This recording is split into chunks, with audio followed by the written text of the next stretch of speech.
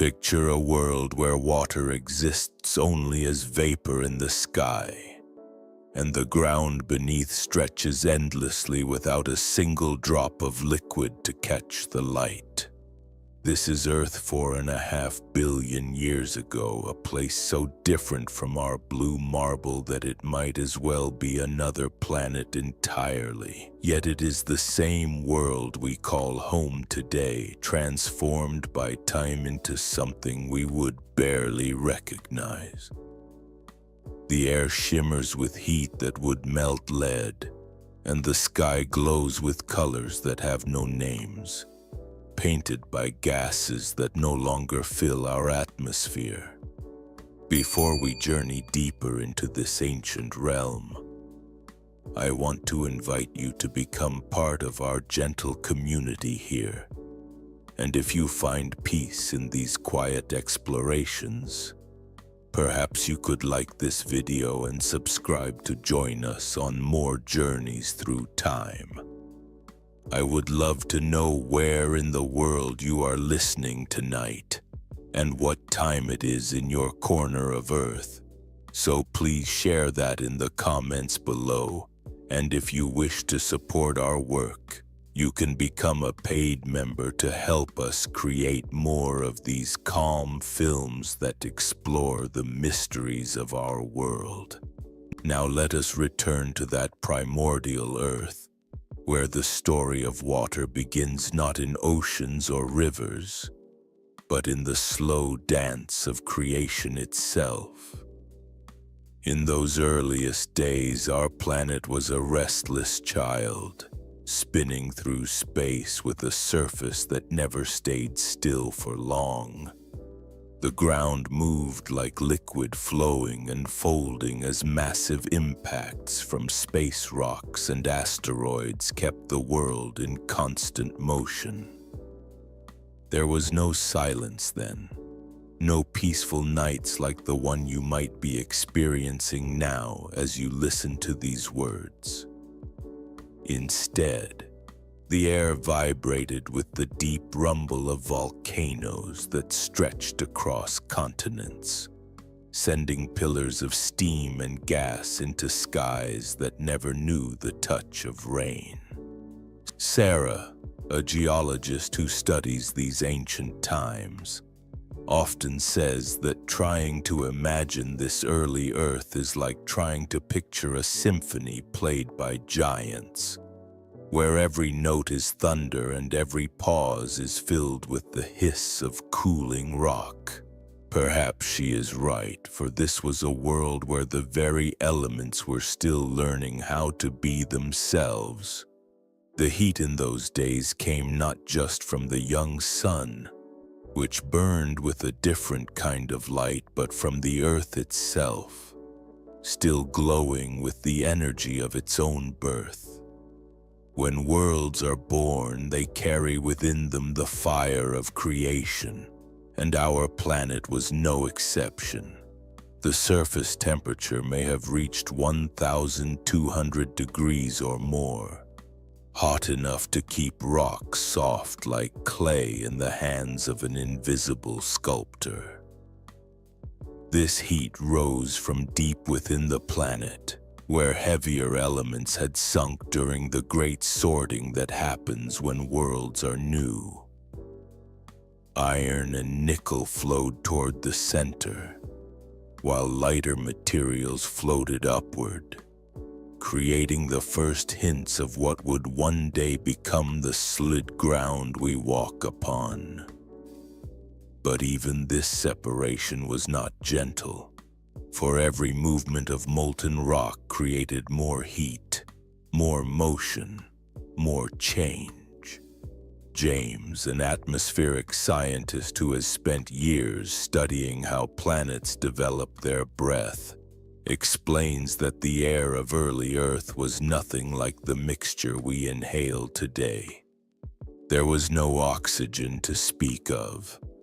for the plants and tiny organisms that would later fill the atmosphere with this life-giving gun had not yet appeared. Instead, The sky was thick with water vapor, carbon dioxide, methane, and other gases that escaped from the countless volcanoes painting the landscape with rivers of liquid stone. The atmosphere was so dense that it pressed down on the surface with tremendous weight, perhaps 10 times heavier than the air we breathe now, and it trapped heat like a blanket that could never be thrown off.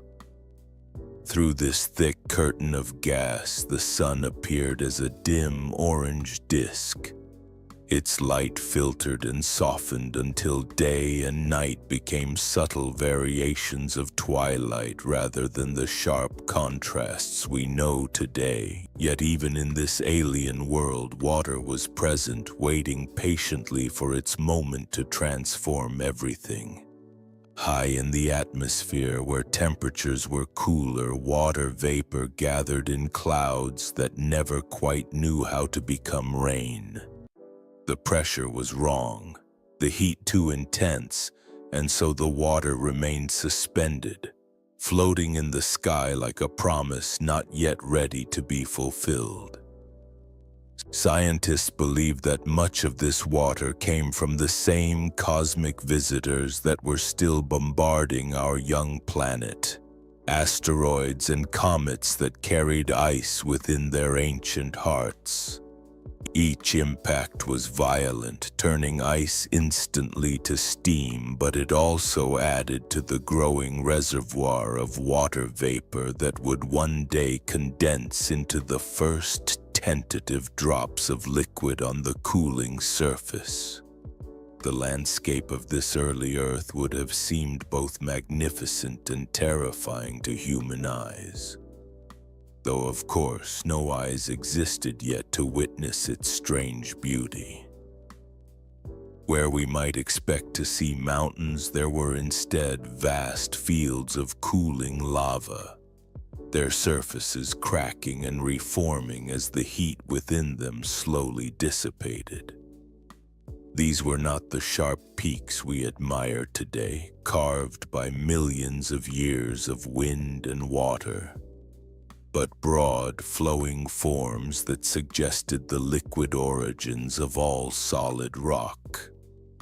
In places like what might one day become England, the ground glowed with the deep red of hot stone, while areas that could someday be called Scotland pulsed with the orange light of semi-molten earth. The colors shifted constantly as temperatures changed, creating a landscape that painted itself anew with each passing hour. There were no seasons in this early time, for the earth had not yet settled into the stable relationship with the sun that would later bring us spring rain and winter snow. Instead, there was only the endless summer of a world too hot to hold liquid water, too young to have learned the rhythms that would one day make life possible. The planet spun faster then, completing a day in perhaps 6 hours rather than 24. So the brief variations in light and shadow that marked the passage of time flickered past like pages in a book read too quickly. This rapid spinning created its own weather, stirring the dense atmosphere into patterns we can barely imagine. Great spirals of superheated gas that may have stretched from pole to pole. But perhaps the most striking thing about this ancient world was its silence in the spaces between the volcanic roars. There were no birds to sing, no insects to hum, no wind rustling through leaves because there were no leaves to rustle. The only sounds were geological, the deep groans of a planet adjusting to its own weight, the sharp cracks of cooling rock and the distant rumble of impacts from space. In this quiet, punctuated only by the voice of the earth itself, Water vapor continued to accumulate in the atmosphere, growing thicker with each passing million years. Every volcanic eruption added more steam to the sky. Every comet that found its way to our world contributed its ancient ice to the growing reservoir above the clouds. The question that haunts many scientists, and one that we might explore more deeply as our journey continues, is exactly when this accumulated water vapor began to cool enough to fall as the first rain. Was it a gradual process taking place over millions of years, as the planet slowly released its birth heat? Or did it happen more suddenly, perhaps triggered by a change in the sun or a particularly massive impact that temporarily blocked the sky? Sarah often wonders if the first raindrops fell on a world that was still too hot to let them survive, turning instantly back to steam in an endless cycle of almost becoming oceans. James suggests that the answer might lie in understanding how the early atmosphere changed its composition, gradually becoming thinner and cooler as gases escaped to space and volcanic activity began to slow. As we consider these possibilities, it helps to remember that time moved differently in those ancient days. What seems sudden to a geologist might span millions of human lifetimes, and what appears gradual from our perspective might have seemed like lightning to the patient stones. The Earth was in no hurry to become the blue world we know today, content to spend eons in this preliminary phase, learning how to balance fire and ice, light and shadow, motion and rest. In this unhurried transformation, we can perhaps find something peaceful, a reminder that all great changes take time and that even our own world was once as foreign and mysterious as the most distant planets we observe through telescopes today. The volcanic landscape of early Earth was not random chaos, but followed patterns that scientists are still working to understand. Great rifts opened in the cooling crust, releasing pressure from below and creating the first hints of what would eventually become tectonic plates. These early fractures were like the first tentative lines drawn by an artist who has not yet decided what the final picture will show.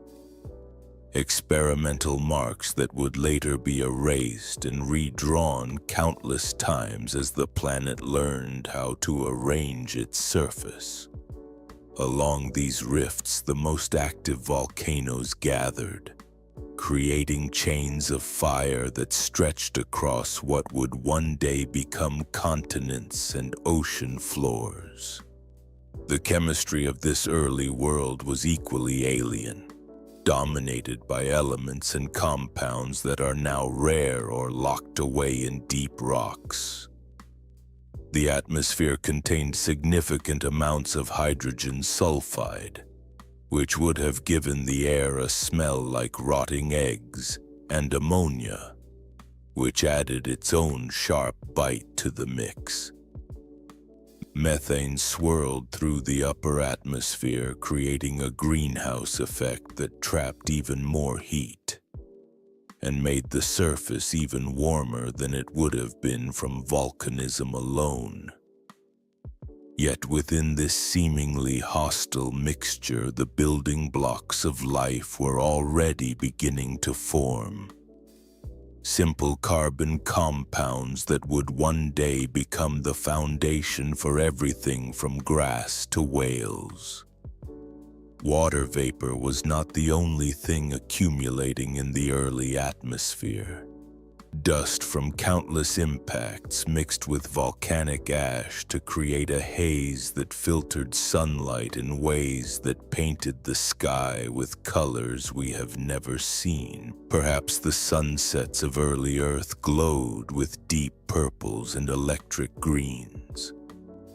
Colors created by the interaction of unfamiliar light with unfamiliar particles suspended in unfamiliar air. These particles also served as seeds around which water droplets could form, creating the first primitive clouds that drifted across the hot landscape like ghosts of future rain. The surface of the planet was not uniform in its heat or composition.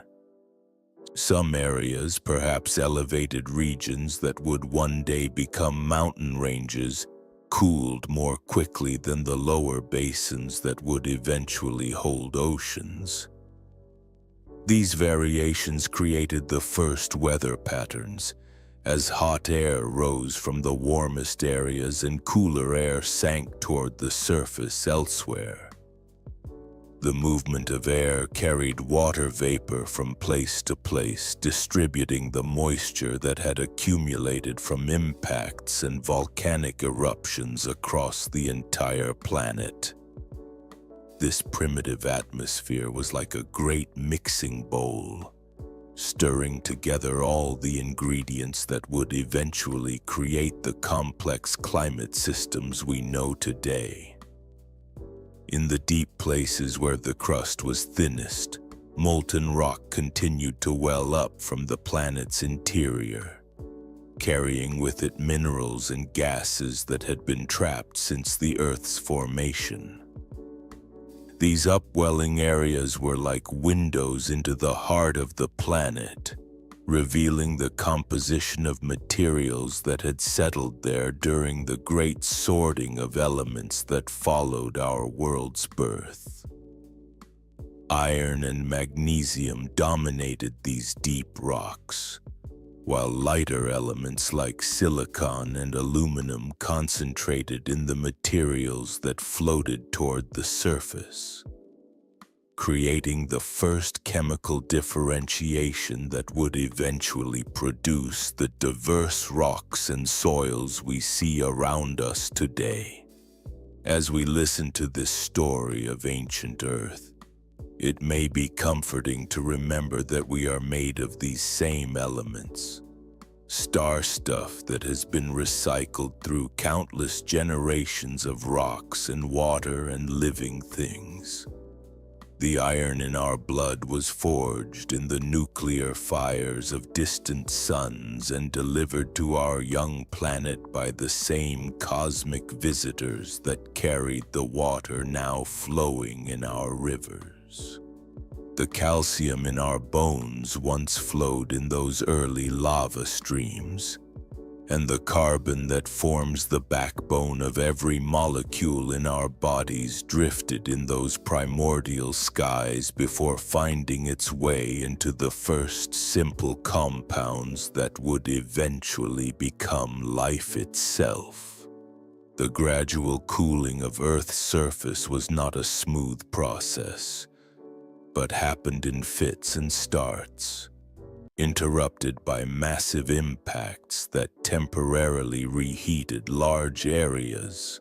and sent fresh clouds of steam and dust into the atmosphere. Each major collision was like starting over in some ways, melting whatever solid crust had managed to form and mixing the surface materials into new combinations. Yet these impacts also brought new materials to Earth, including more water ice and organic compounds that had formed in the cold reaches of space. In this way, the violent bombardment that marked our planet's youth was both destructive and creative, tearing down the progress towards stability while simultaneously providing the raw materials that would make life possible. The second great question that emerges from this ancient landscape: one that we might explore as we continue our journey through time, is how the first solid rocks managed to form and persist in such a dynamic environment. What allowed some areas to cool enough to support a stable crust while others remained molten for millions of years longer? The answer may lie in the subtle variations in heat and chemistry that created the first islands of solid ground in the sea of liquid rocks. Tiny refuges of stability that would grow larger over time until they formed the foundation for everything that followed. The answer may lie in the subtle variations in heat and chemistry that created the first islands of solid ground in the sea of liquid rock. Tiny refuges of stability that would grow larger over time until they formed the foundation for everything that followed. And perhaps we can imagine Sarah sitting in her quiet laboratory in England on this autumn evening, her notebooks filled with measurements of ancient minerals that remember those first moments of cooling. The light through her window has the golden quality that comes just before sunset, filtering through leaves that have begun their own slow transformation from green to amber. A change that happens every year but somehow feels miraculous each time we witness it. Her fingers trace the edges of rock samples that are older than almost anything we can properly comprehend. Fragments of Earth's earliest crust that somehow survived 4.5 billion years of change to reach her desk tonight.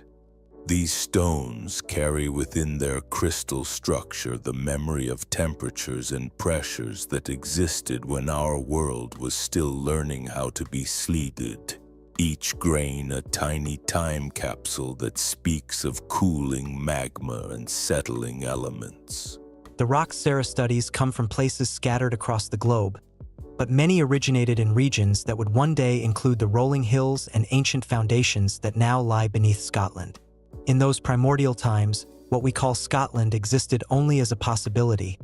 a collection of chemical elements mixing in the heat of early Earth's surface, waiting for the right conditions to form the first stable ground. The land that would eventually become these northern reaches may have been among the earliest to cool, perhaps because it sat at a slight elevation above the surrounding molten plains, or maybe because the particular mix of minerals there happened to solidify at a lower temperature than the rocks forming elsewhere. Sarah often wonders about these accidents of chemistry and geography that determined where the first solid islands would appear in Earth's sea of liquid stone, small differences that would eventually shape the arrangement of continents we see today. James, meanwhile, works with different kinds of evidence, analyzing the composition of gases trapped in ancient rocks and ice, trying to understand how the early atmosphere changed as the planet slowly cooled. His office in England overlooks a garden where evening mist has begun to gather among the trees, a gentle reminder of how water vapor behaves when temperatures drop and the air can no longer hold all its invisible moisture. Through his careful measurements, he has learned that the early Earth's atmosphere was perhaps 50 to 100 times thicker than the air we breathe today, a crushing weight of gases that pressed down on the surface with tremendous force. This dense atmosphere acted like an enormous blanket, trapping heat so effectively that water could not exist in liquid form anywhere on the planet's surface, no matter how much vapor accumulated in the sky above. The transition from this hot, airless world to one where water could begin to condense was not sudden but stretched across millions of years, a gradual cooling that happened so slowly that even the patient stones barely noticed the change. As volcanic activity began to decrease and fewer impacts disturbed the surface, the heat that had kept everything molten slowly radiated away into space. The thick atmosphere itself played a role in this cooling, as some gases escaped the planet's gravity and drifted away into the void, reducing the greenhouse effect that had kept temperatures so high. Water vapor, being lighter than many other atmospheric components, was among the first to begin rising toward the upper limits of the atmosphere, where some of it would eventually be broken apart by solar radiation and lost to space forever. Yet for every molecule of water that escaped, countless others remained, swirling in the dense air above the cooling surface, waiting for the moment when conditions would finally allow them to fall as the first tentative drops of rain. This water had traveled unimaginable distances to reach our world, born in the nuclear furnaces of ancient stars, frozen into ice in the cold depths of space, and delivered to Earth by comets and asteroids during the violent early bombardment that marked our planet's youth. Each drop carried within it a history spanning billions of years, a story of stellar death and rebirth, of long journeys through the darkness between worlds, of violent impacts and patient accumulation in the thickening atmosphere of a world not yet ready to receive it. The first solid surfaces that formed on cooling Earth were not like the rocks we know today,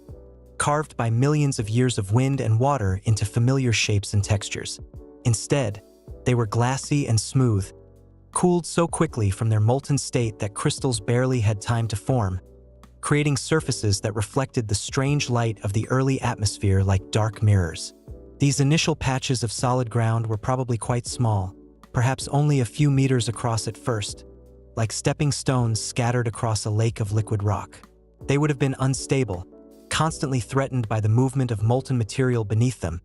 sometimes cracking and sinking back into the liquid depths, sometimes growing larger as more material cooled and attached itself to their edges. The process of cooling was not uniform across the planet but varied depending on local conditions that we can only guess at today. Areas where the crust was thicker may have insulated the molten rock beneath, keeping it liquid longer, while thinner regions allowed heat to escape more quickly, promoting faster solidification. The chemical composition of the molten rock also mattered, as some minerals crystallize at higher temperatures than others, creating a complex dance of cooling and solidification that gradually built up the first stable pieces of solid crust. These early rocks were rich in elements like magnesium and iron, giving them a dark color and high density that made them different from the lighter, more complex rocks that would form later as the planet's chemistry continued to evolve. Sarah's work has revealed that some of the oldest surviving rocks on Earth contain tiny grains of a mineral called zircon, crystals so durable that they can survive billions of years of heating, cooling, crushing, and chemical attack without losing their original structure. These microscopic time capsules formed in the earliest granitic rocks, created when the first patches of continental crust began to differentiate from the denser oceanic materials. The zircon crystals tell a story of rapid cooling from extremely high temperatures, suggesting that the transition from molten to solid happened more quickly in some places than scientists had previously thought possible. This rapid cooling may have been triggered by contact with the first drops of liquid water, which would have provided an efficient way to remove heat from the surface and promote crystallization of the molten rock. The evening air outside Sarah's laboratory carries the scent of approaching rain, moisture that has gathered in cooling air as the sun sets and temperatures begin to drop. This modern rain forms through processes that were impossible on early Earth, condensing around particles of dust and salt that provide nucleation points for water droplets to form. But 4.5 billion years ago, the air was too hot and too dense for such gentle condensation to occur. Instead, water vapor remained suspended in the atmosphere, creating a thick haze that obscured the surface and made the boundary between air and space almost impossible to define. The pressure was so intense that water vapor behaved more like a fluid than a gas, flowing and swirling in patterns that would have been visible from space if there had been anyone to observe them. James has calculated that the early atmosphere may have contained enough water vapor to create oceans several times deeper than those that exist today, all of it locked in gaseous form and unable to fall to the surface as long as temperatures remained too high. This represents one of the great paradoxes of early Earth, a world simultaneously flooded and drought-stricken, where water was everywhere except where it needed to be to begin the processes that would eventually make life possible. The water was there, the elements were there, the energy was there, but the conditions were not yet right for these ingredients to come together in the slow chemical reactions that would eventually produce the first living things. The cooling of Earth's surface was accompanied by subtle changes in the color and quality of light that reached the ground through the dense atmosphere. As temperatures dropped and the chemical composition of the air slowly shifted, the filtering effect of all those suspended gases and particles began to change, perhaps allowing more blue light to penetrate to the surface while still blocking much of the sun's harsh radiation. The sky may have begun to show hints of the colors we associate with weather, though still muted and strange compared to the clear blues and whites of clouds we know today. These changes in light would have been almost imperceptible on human timescales, shifts in hue and brightness that took thousands of years to become noticeable, but they marked the beginning of Earth's long journey toward the appearance it would eventually present to space. The first stable patches of solid crust were like beacons of possibility in the sea of change, proof that transformation was not only possible but inevitable given enough time and the right conditions. Around these initial islands of stability, new processes began to occur as the temperature difference between solid and molten rock created the first primitive forms of heat transfer and chemical exchange. Hot gases rising from the liquid depths would cool when they contacted the solid surfaces, sometimes depositing minerals that helped the solid patches grow larger and more stable. The solid rock itself began to crack and shift as it adjusted to temperature changes, creating the first fractures and joints that would eventually channel the flow of water when it finally began to fall. In her notebooks, Sarah records not just measurements and calculations, but also her own wondering about these processes, questions that arise when contemplating timescales so vast that human language struggles to contain them. How long did it take for the first solid surface to grow from a tiny patch to something large enough to cast a shadow in the strange light of early Earth? Did the cooling happen gradually over millions of years, or were there periods of rapid change triggered by events we can only guess at? Her careful work with ancient minerals suggests that both gradual and sudden changes occurred, creating a complex pattern of cooling and solidification that varied from place to place across the planet's surface. James, studying the same period from his atmospheric perspective, finds evidence for changes in gas composition that may have been triggered by the first appearance of solid rock surfaces. The interaction between hot gases and cooling rock surfaces could have promoted chemical reactions that removed some components from the atmosphere while adding others, gradually shifting the balance toward conditions that would eventually allow water to condense. This process would have been incredibly slow by human standards, taking place over millions of years as more and more solid surface appeared and the total area available for gas-rock interactions steadily increased. The stars that shine down on Sarah's laboratory tonight are not so different from the ones that witnessed Earth's earliest cooling,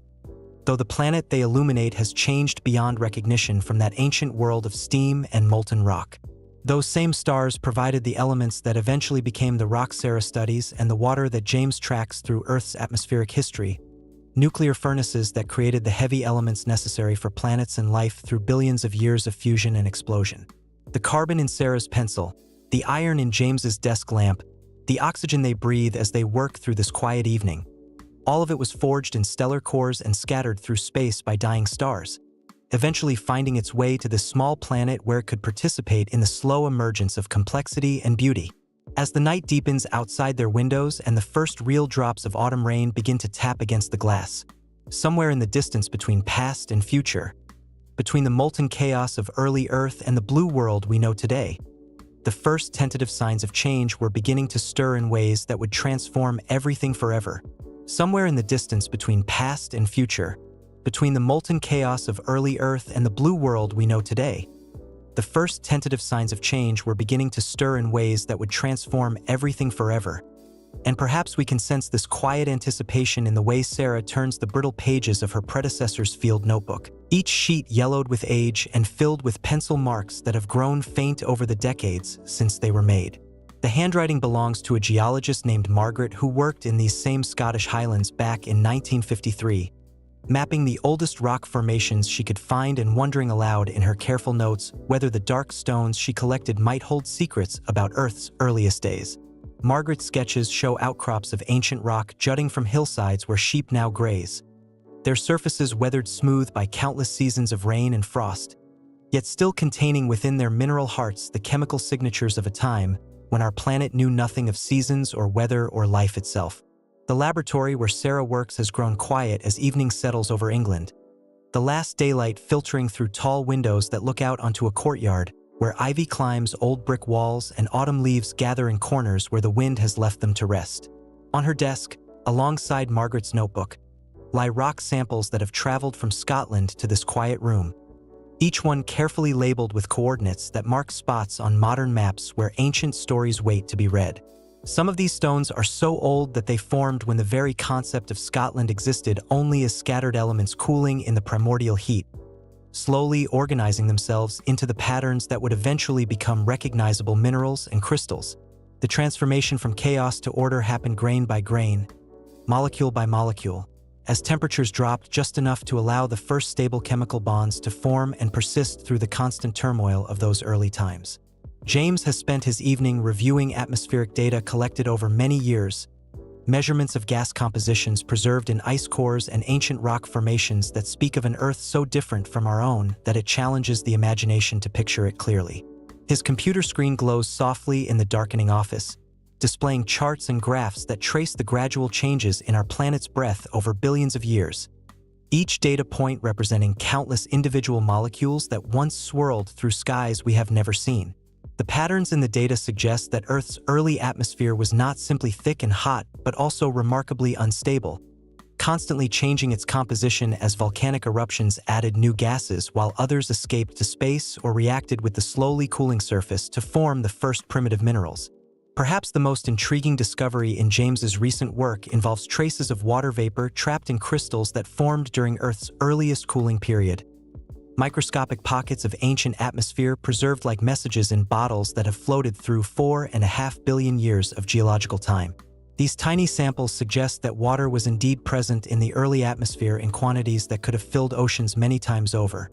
But they also reveal subtle variations in the isotopic composition of this water that hint at its cosmic origins. Some of the water molecules appear to have formed in interstellar space, in the cold regions between stars where simple chemicals can combine over millions of years to create more complex compounds, while others show the signatures of formation within our own solar system, perhaps in the icy bodies that later became comets and asteroids. The story these ancient water molecules tell is one of patience and gradual accumulation,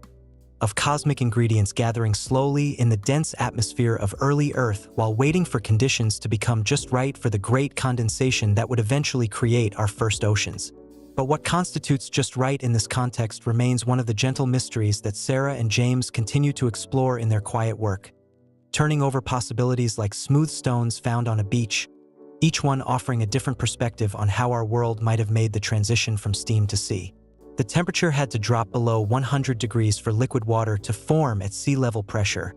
But early Earth's atmosphere was so dense that water might have remained liquid at much higher temperatures, perhaps up to 300 degrees or more in the deepest atmospheric layers. The cooling process itself may have happened in ways we are only beginning to understand, influenced by factors that left barely detectable traces in the rock record. Margaret's field notes from the Scottish Highlands mention finding thin layers of unusual minerals sandwiched between much older formations, deposits that seem to record brief periods when conditions changed rapidly compared to the normally slow pace of geological processes. These layers are sometimes only a few centimeters thick, representing perhaps thousands of years of deposition, but they contain mineral assemblages that suggest dramatic shifts in temperature or atmospheric composition during their formation. Sarah has spent months analyzing samples from these thin bands,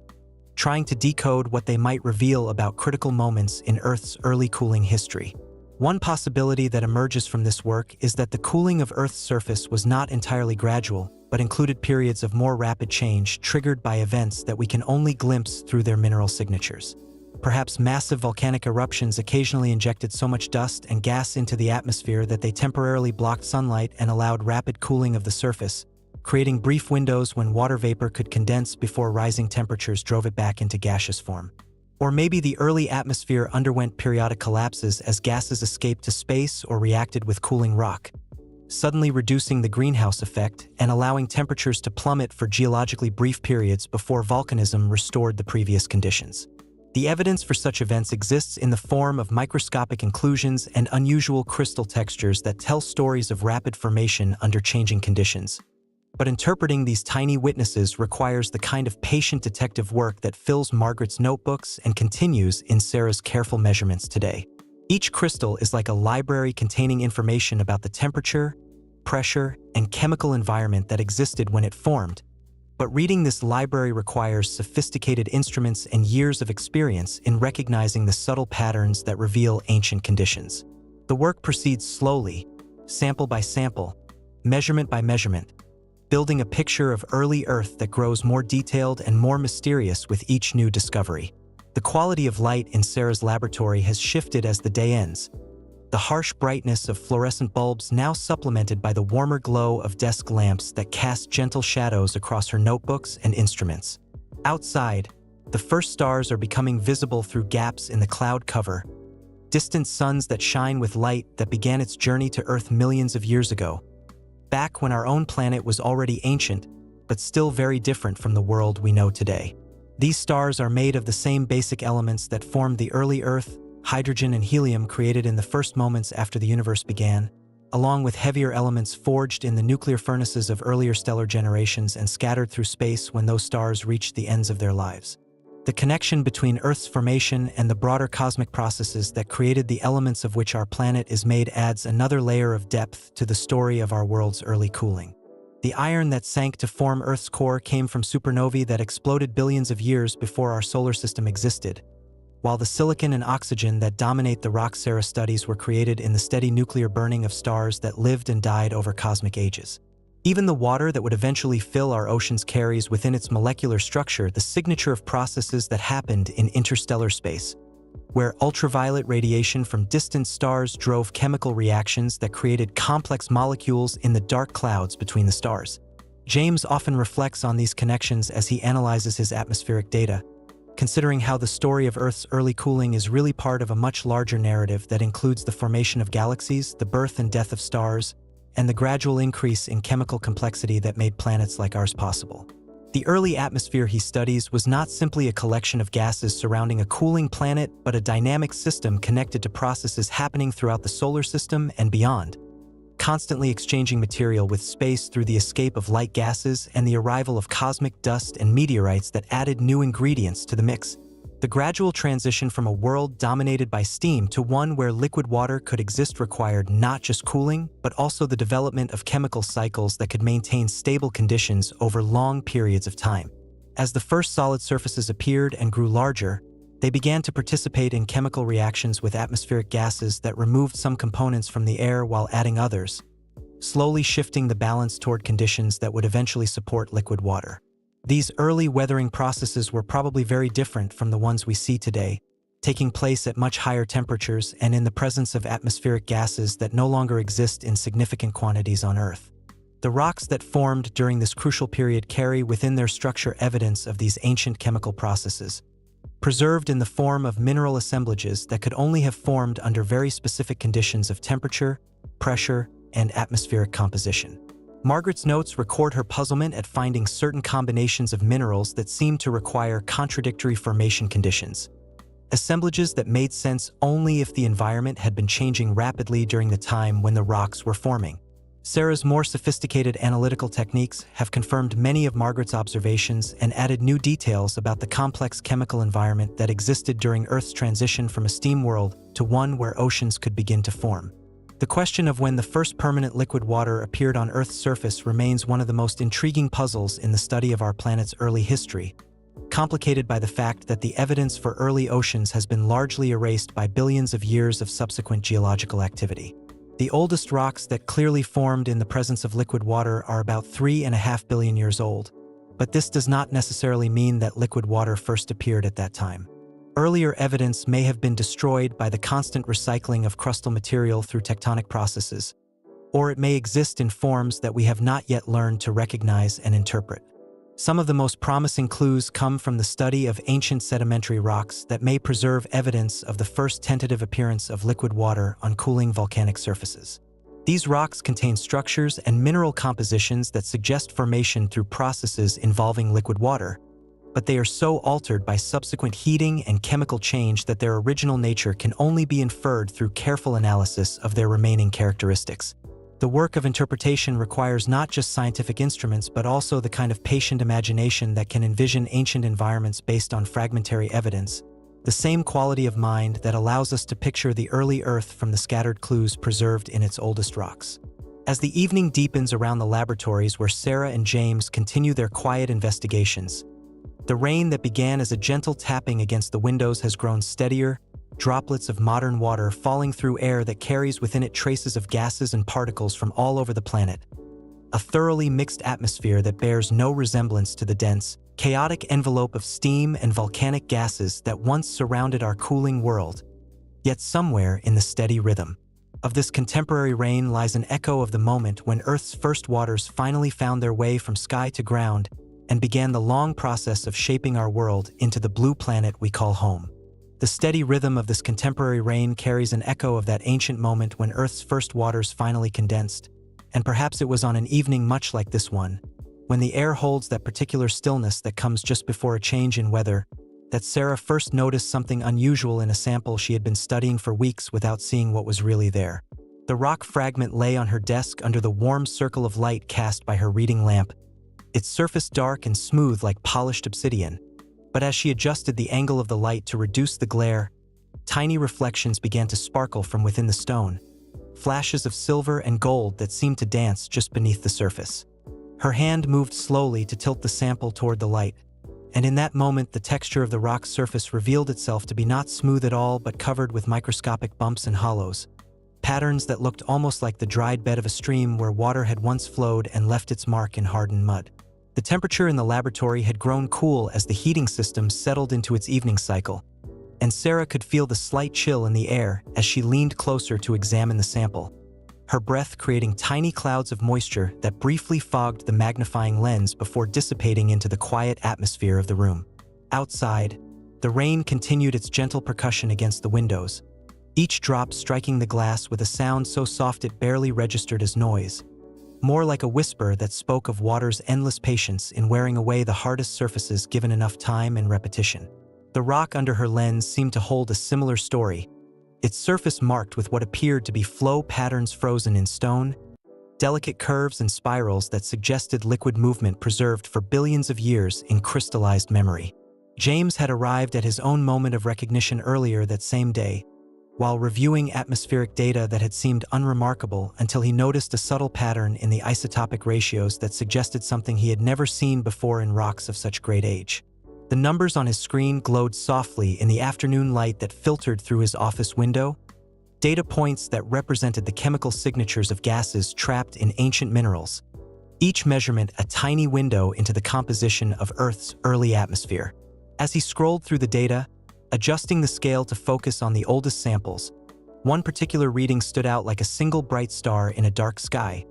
an isotopic signature that seemed to indicate the presence of liquid water at a time when most scientists believed Earth's surface was still too hot for water to exist in anything but vapor form. The discovery emerged not with drama or sudden revelation, but with the quiet persistence of water finding its way through rock, seeping slowly into understanding as Sarah and James compared their findings over cups of tea that had grown cold while they worked through the implications of what they seemed to be seeing. The rock fragments Sarah had been studying came from the same Scottish formations that Margaret had mapped decades earlier, ancient outcrops that represented some of the oldest accessible pieces of Earth's early crust. But the techniques available to Margaret could not have detected the microscopic features that modern instruments were now revealing. Under high magnification, the surfaces of these rocks showed unmistakable signs of interaction with liquid water, not the violent contact between molten rock and steam that characterized much of early Earth's cooling,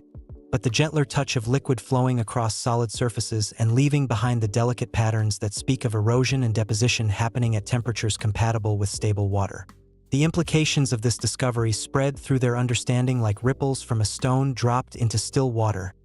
each new realization leading to questions that had not existed moments before. If liquid water had indeed existed on Earth's surface during the earliest phases of cooling,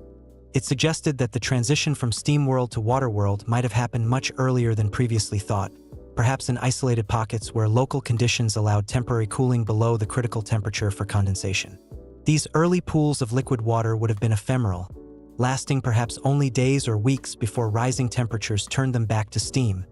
But their brief existence would have initiated chemical processes that had never before occurred on Earth's surface, reactions between liquid water and cooling rock that could have accelerated the formation of new minerals and changed the composition of the early atmosphere in subtle but significant ways. The rock samples told their story in a language written in microscopic crystal structures and chemical compositions that required careful translation to understand.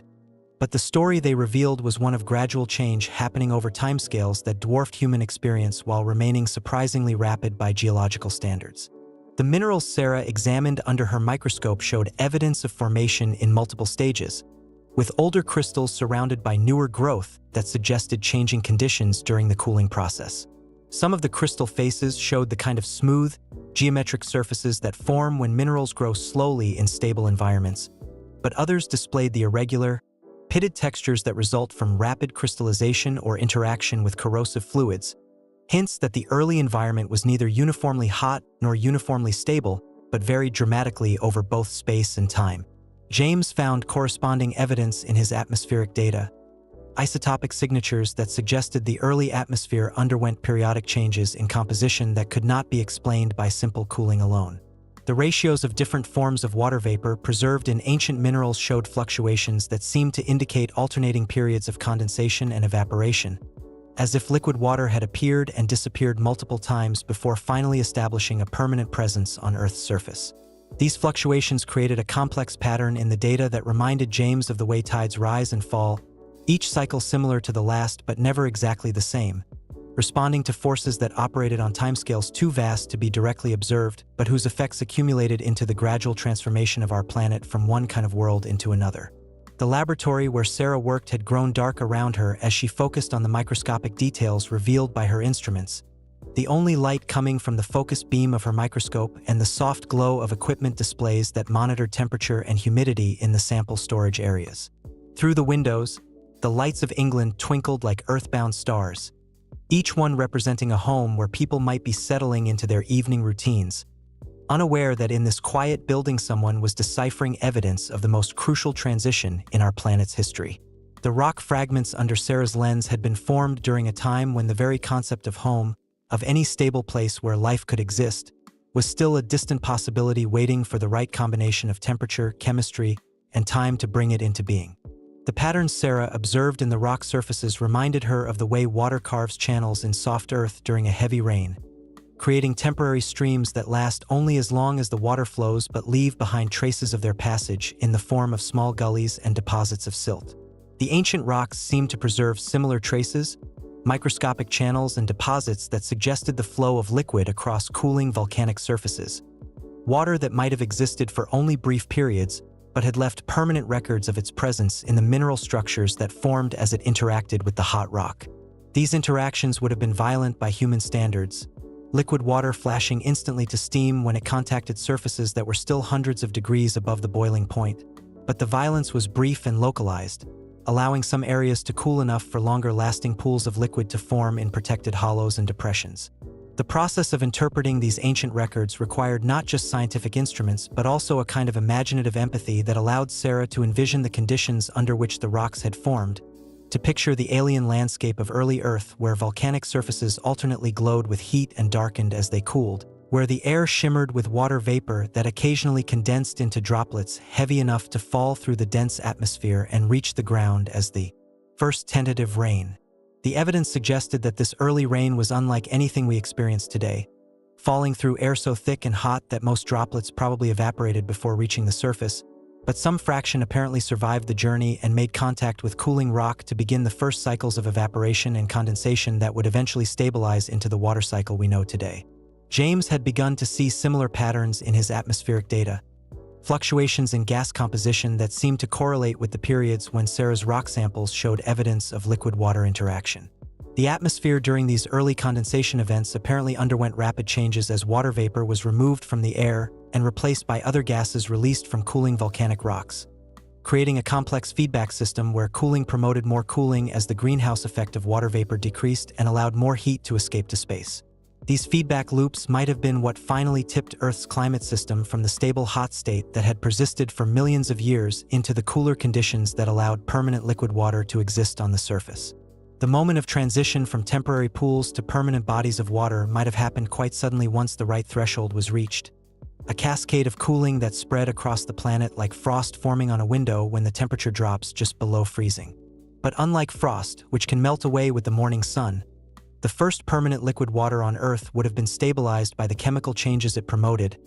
reactions with rock surfaces that removed greenhouse gases from the atmosphere and made it easier for temperatures to remain cool enough for liquid water to persist. Once started, this process would have been self-reinforcing, each pool of liquid water promoting conditions that allowed more pools to form, until isolated pockets of liquid began to connect and merge into the first primitive lakes and perhaps even shallow seas. The evidence for this transition existed in fragments scattered across the globe, pieces of the puzzle preserved in the oldest rocks on every continent. But assembling these fragments into a coherent picture required the kind of patient detective work that filled the notebooks of researchers like Margaret and continued in the careful measurements being made by Sarah and James. Each sample added a few more details to the emerging picture, but the full story remained elusive, hidden in the complex chemistry and physics of processes that happened so long ago that most of their direct evidence had been erased by billions of years of subsequent change. What remained were traces and hints, shadows of ancient processes preserved in crystal structures and isotopic ratios that spoke of transformation, but did not reveal all the details of how that transformation had occurred. The rain outside Sarah's laboratory had intensified as the evening progressed, drumming against the windows with a rhythm that seemed to echo the patient persistence required to decode the messages hidden in ancient rocks. Each drop that struck the glass had begun its journey as invisible water vapor rising from oceans that themselves were the descendants of those first tentative pools that formed on cooling volcanic surfaces billions of years ago, part of an unbroken chain of evaporation and condensation that connected the present moment to the earliest days when liquid water first appeared on Earth's surface. The sound of this modern rain falling on solid ground spoke of a stable relationship between water and rock that had taken millions of years to establish. A partnership that now seemed as natural and inevitable as sunrise but had once been as impossible as snow in summer. As Sarah carefully returned her rock samples to their protective containers and James saved his data files for the night, both researchers carried with them the quiet satisfaction that comes from having glimpsed something previously hidden, a moment of ancient truth revealed through patient observation and careful analysis. But they also carried questions that their discoveries had raised, puzzles about the timing and mechanisms of Earth's earliest cooling that would require more samples, more data, more patient detective work to resolve. The transition from steam world to water world had apparently been more complex and perhaps more rapid than anyone had previously imagined. But the exact sequence of events that led to the first permanent oceans remained a mystery waiting to be solved, one microscopic crystal and one isotopic measurement at a time. Perhaps the most intriguing question raised by their work was not when liquid water first appeared on Earth's surface, but whether the processes they were discovering might still be happening somewhere else in the universe, on other worlds that were undergoing their own transitions from hot, steam-shrouded planets to places where liquid water could exist and perhaps support the emergence of life. If the patterns they were seeing in Earth's ancient rocks represented universal processes that occurred wherever rocky planets cooled in the presence of water vapor, then the story they were uncovering was not just the history of our own world, but a glimpse into the possible futures of countless other worlds scattered throughout the galaxy, each one perhaps following its own version of the same slow transformation from chaos to the kind of stable, nurturing environment where complex chemistry could flourish and life could begin. But how would we ever know if such transformations were happening on worlds too distant for us to study directly? And what traces might they leave that could be detected across the vast emptiness of space? Perhaps the most intriguing question raised by their work was not when liquid water first appeared on Earth's surface, but whether the processes they were discovering might still be happening somewhere else in the universe. And in the weeks that followed Sarah's first glimpse of those microscopic flow patterns, this question seemed to hover at the edges of every conversation, every measurement, every careful notation in the margins of field books that had grown thick with observations that almost connected but never quite formed a complete picture. The Scottish Highlands, where Margaret had first mapped these ancient formations, lay beneath gray autumn skies that seemed to press down with the weight of approaching winter, clouds heavy with moisture that would soon fall as rain or perhaps the first tentative snow of the season. And it was under these brooding skies that Sarah made her second journey to collect samples from outcrops that Margaret's notes suggested might hold even older secrets than the stones she had already examined. The drive north from England took her through landscapes that rolled gently under the pale light of shortened days, fields where sheep moved slowly across grass that had begun to lose its summer green and hedgerows where the last leaves clung to branches with the stubborn persistence of things reluctant to let go of their familiar places. James had offered to accompany her on this expedition, bringing equipment that could analyze atmospheric gases trapped in ancient bubbles within the rock. But in the end she had chosen to make this journey alone, drawn by something she could not quite name toward a more intimate encounter with the stones that held such ancient memories. The car's heater filled the small space with warmth that contrasted sharply with the cool air visible through the windows, breath of wind that moved across the landscape with the same patient persistence that had shaped these hills over millions of years, wearing away the hardest rocks grain by grain until mountains became valleys and valleys became the gentle undulations she now drove through. Margaret's field notes had described a particular outcrop near a village whose name appeared on no modern maps, a place she had reached by following sheep paths that wound between stone walls built by farmers whose great-grandchildren had moved away decades before Sarah was born. The directions were vague by contemporary standards, references to landmarks that might no longer exist in distances measured in the time it took to walk rather than the precision of global positioning systems. But there was something in Margaret's careful descriptions that suggested she had found something significant in that remote location, something that had prompted her to return to the same outcrop 3 times over the course of 2 years before abandoning her research for reasons her notes never explained. The mystery of what Margaret had discovered and why she had stopped looking for answers drew Sarah forward along narrow roads that seemed to lead deeper into a landscape that time had barely touched. The outcrop, when she finally found it, was smaller than Margaret's descriptions had suggested, perhaps no larger than the side of a modest house, but the rock exposed there showed the kind of layered complexity that spoke of formation over vast periods of time under changing conditions. The stone was predominantly dark, almost black in places, but shot through with bands of lighter material that caught what little sunlight penetrated the overcast sky and reflected it back with a subdued gleam that reminded Sarah of wet pebbles on a beach. Her hammer rang against the rock with a clear, bell-like tone that echoed off the hills and seemed to hang in the still air for longer than such sounds should persist, as if the landscape itself was listening to this conversation between metal and stone, between present and past, between human curiosity and geological memory. The samples she collected filled a canvas bag that grew heavier with each careful extraction.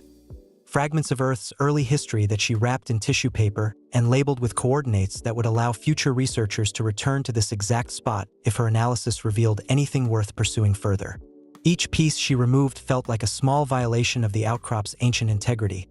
but she consoled herself with the thought that the information locked within these stones might help answer questions that had puzzled humanity since people first looked up at the stars and wondered about their origins. The work proceeded slowly, methodically, with the kind of patience that geological investigation requires, each sample chosen for specific characteristics that might reveal details about the conditions under which the rock had formed billions of years ago.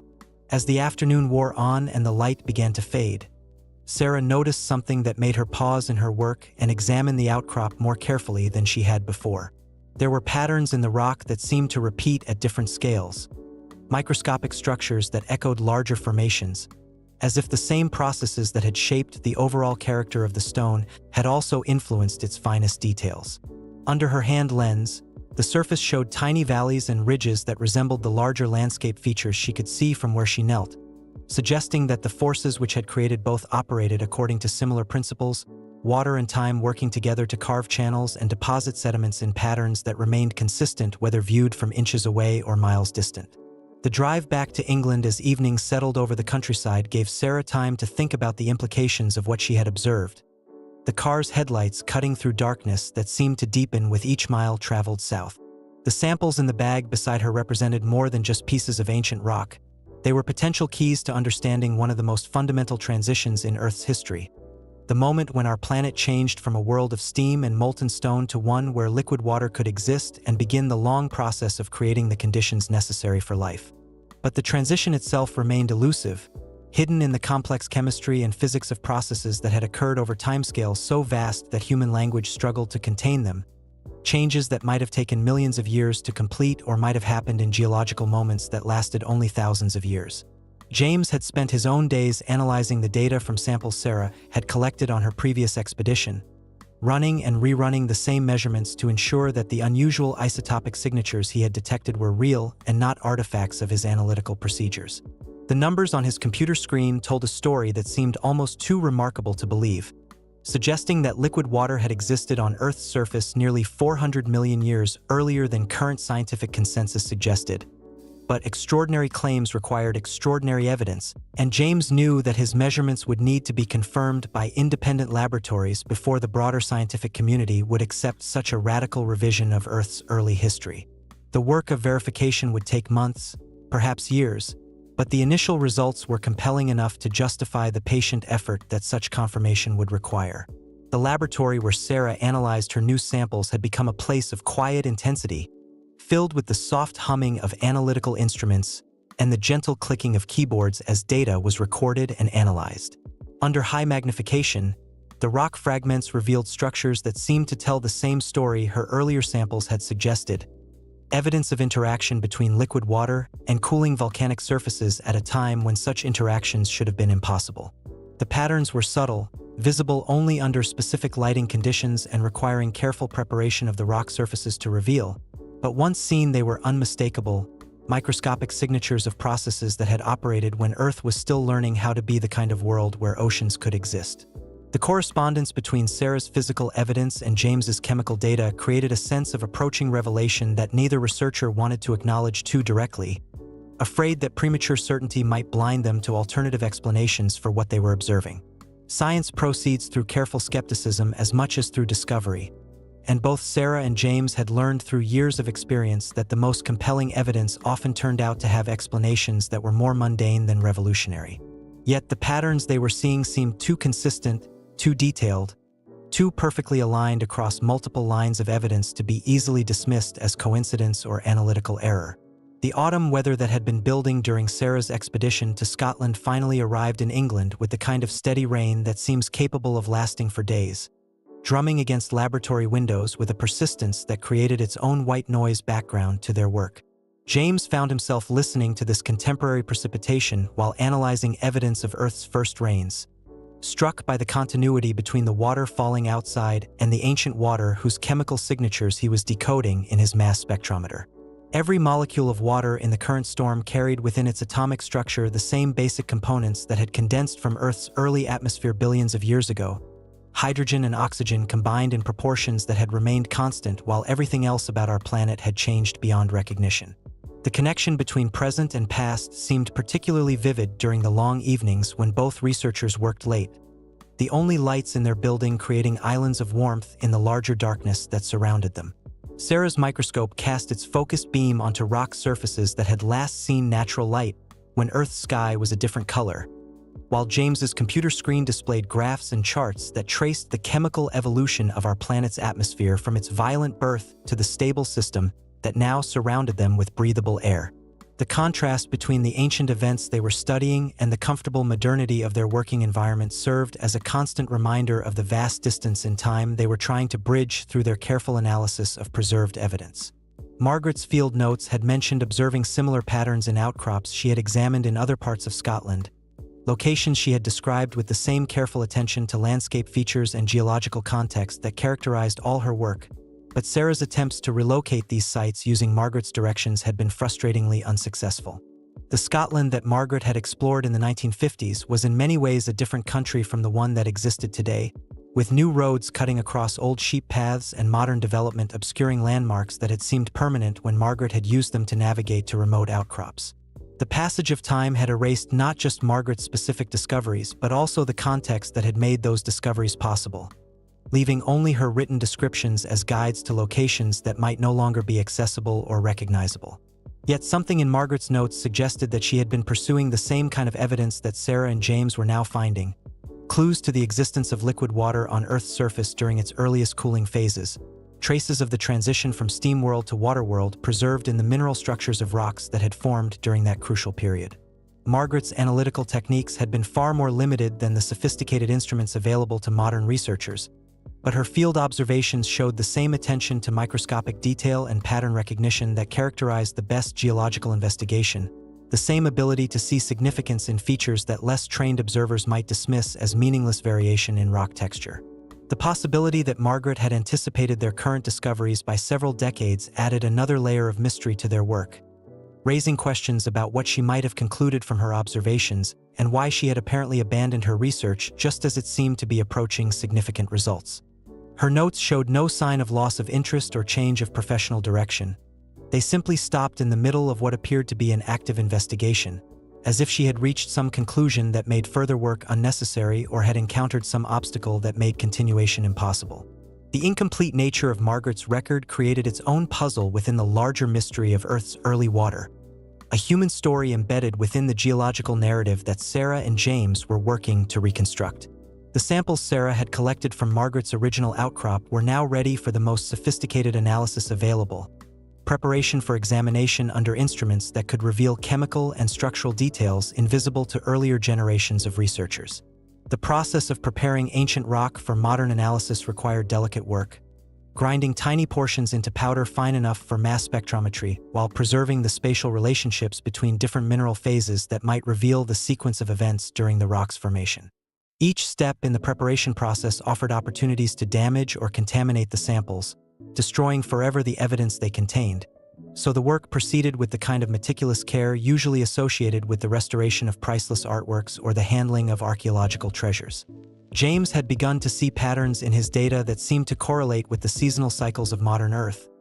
Isotopic signatures that varied in ways that suggested the early atmosphere might have undergone regular fluctuations in composition that resembled the annual changes in gas concentrations that now result from the growth and decay of vegetation. Such patterns would imply that Earth's early climate system was more complex and perhaps more stable than simple models of gradual cooling would suggest, capable of supporting regular cycles of evaporation and condensation even during periods when average temperatures remained far above the boiling point of water. The implications of such discoveries extended far beyond questions about when liquid water first appeared to fundamental issues about how planetary climate systems develop and stabilize over geological time. The laboratory had grown quiet as the evening deepened, most of the other researchers having departed for home, leaving Sarah and James alone with their instruments and their growing sense that they were approaching something momentous, a discovery that might reshape understanding of one of the most crucial transitions in Earth's history. The samples and data surrounding them represented thousands of hours of careful work, but also something more ephemeral and harder to quantify: the patient accumulation of evidence that was beginning to suggest patterns too consistent to be coincidental, too detailed to be artifacts of their analytical procedures, too significant to be easily explained by current theories about Earth's early cooling. And as they prepared to subject their most promising samples to the final round of analysis that would either confirm or refute their emerging hypothesis, both researchers felt the particular mixture of excitement and apprehension that accompanies the approach to answers that might change everything we thought we knew about the world we call home. Both researchers felt the particular mixture of excitement and apprehension that accompanies the approach to answers that might change everything we thought we knew about the world we call home. And it was in this state of quiet anticipation that Sarah made the discovery that would forever alter her understanding of Earth's earliest water, finding within the newest samples from Scotland a mineral she had never seen before, crystalline structures so perfectly preserved that they seemed to glow with their own inner light when viewed under the microscope's focus beam. The crystals were tiny, no larger than grains of sand, but their geometric perfection spoke of formation under conditions that should not have existed on early Earth, temperatures and pressures that suggested not just the presence of liquid water but water that had remained stable long enough for these delicate structures to grow slowly, layer by layer, in the quiet depths of what might have been Earth's first lasting pools. James arrived at the laboratory just as Sarah was making her initial observations, drawn by a text message that conveyed both excitement and uncertainty in equal measure. And together they watched as the microscope revealed details that seemed to tell a story neither had anticipated when they began their investigation. The mineral appeared to be a form of quartz, but with inclusions and crystal faces that suggested formation in the presence of organic compounds, molecules that should not have existed on Earth during the time period when these rocks were formed. Under polarized light, the crystals displayed interference patterns that spoke of internal stress and rapid changes in growth conditions, as if the environment in which they had formed had undergone cycles of heating and cooling, expansion and contraction, that created rhythmic variations in the crystal structure visible now as bands of different optical properties. Sarah had never seen anything quite like these formations in rocks of such great age, structures that seemed to bridge the gap between purely geological processes and the more complex chemistry that would later become associated with the emergence of life.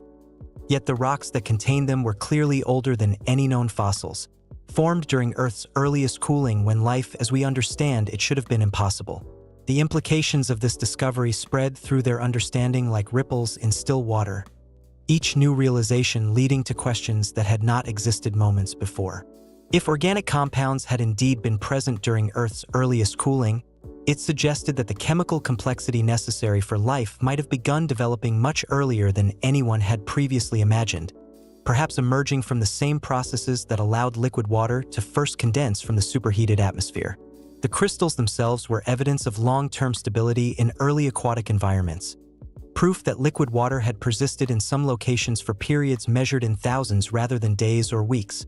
creating chemical laboratories where complex reactions could unfold over extended timescales and produce compounds that would later become the building blocks of more elaborate molecular systems. James found corresponding evidence in his atmospheric analyses,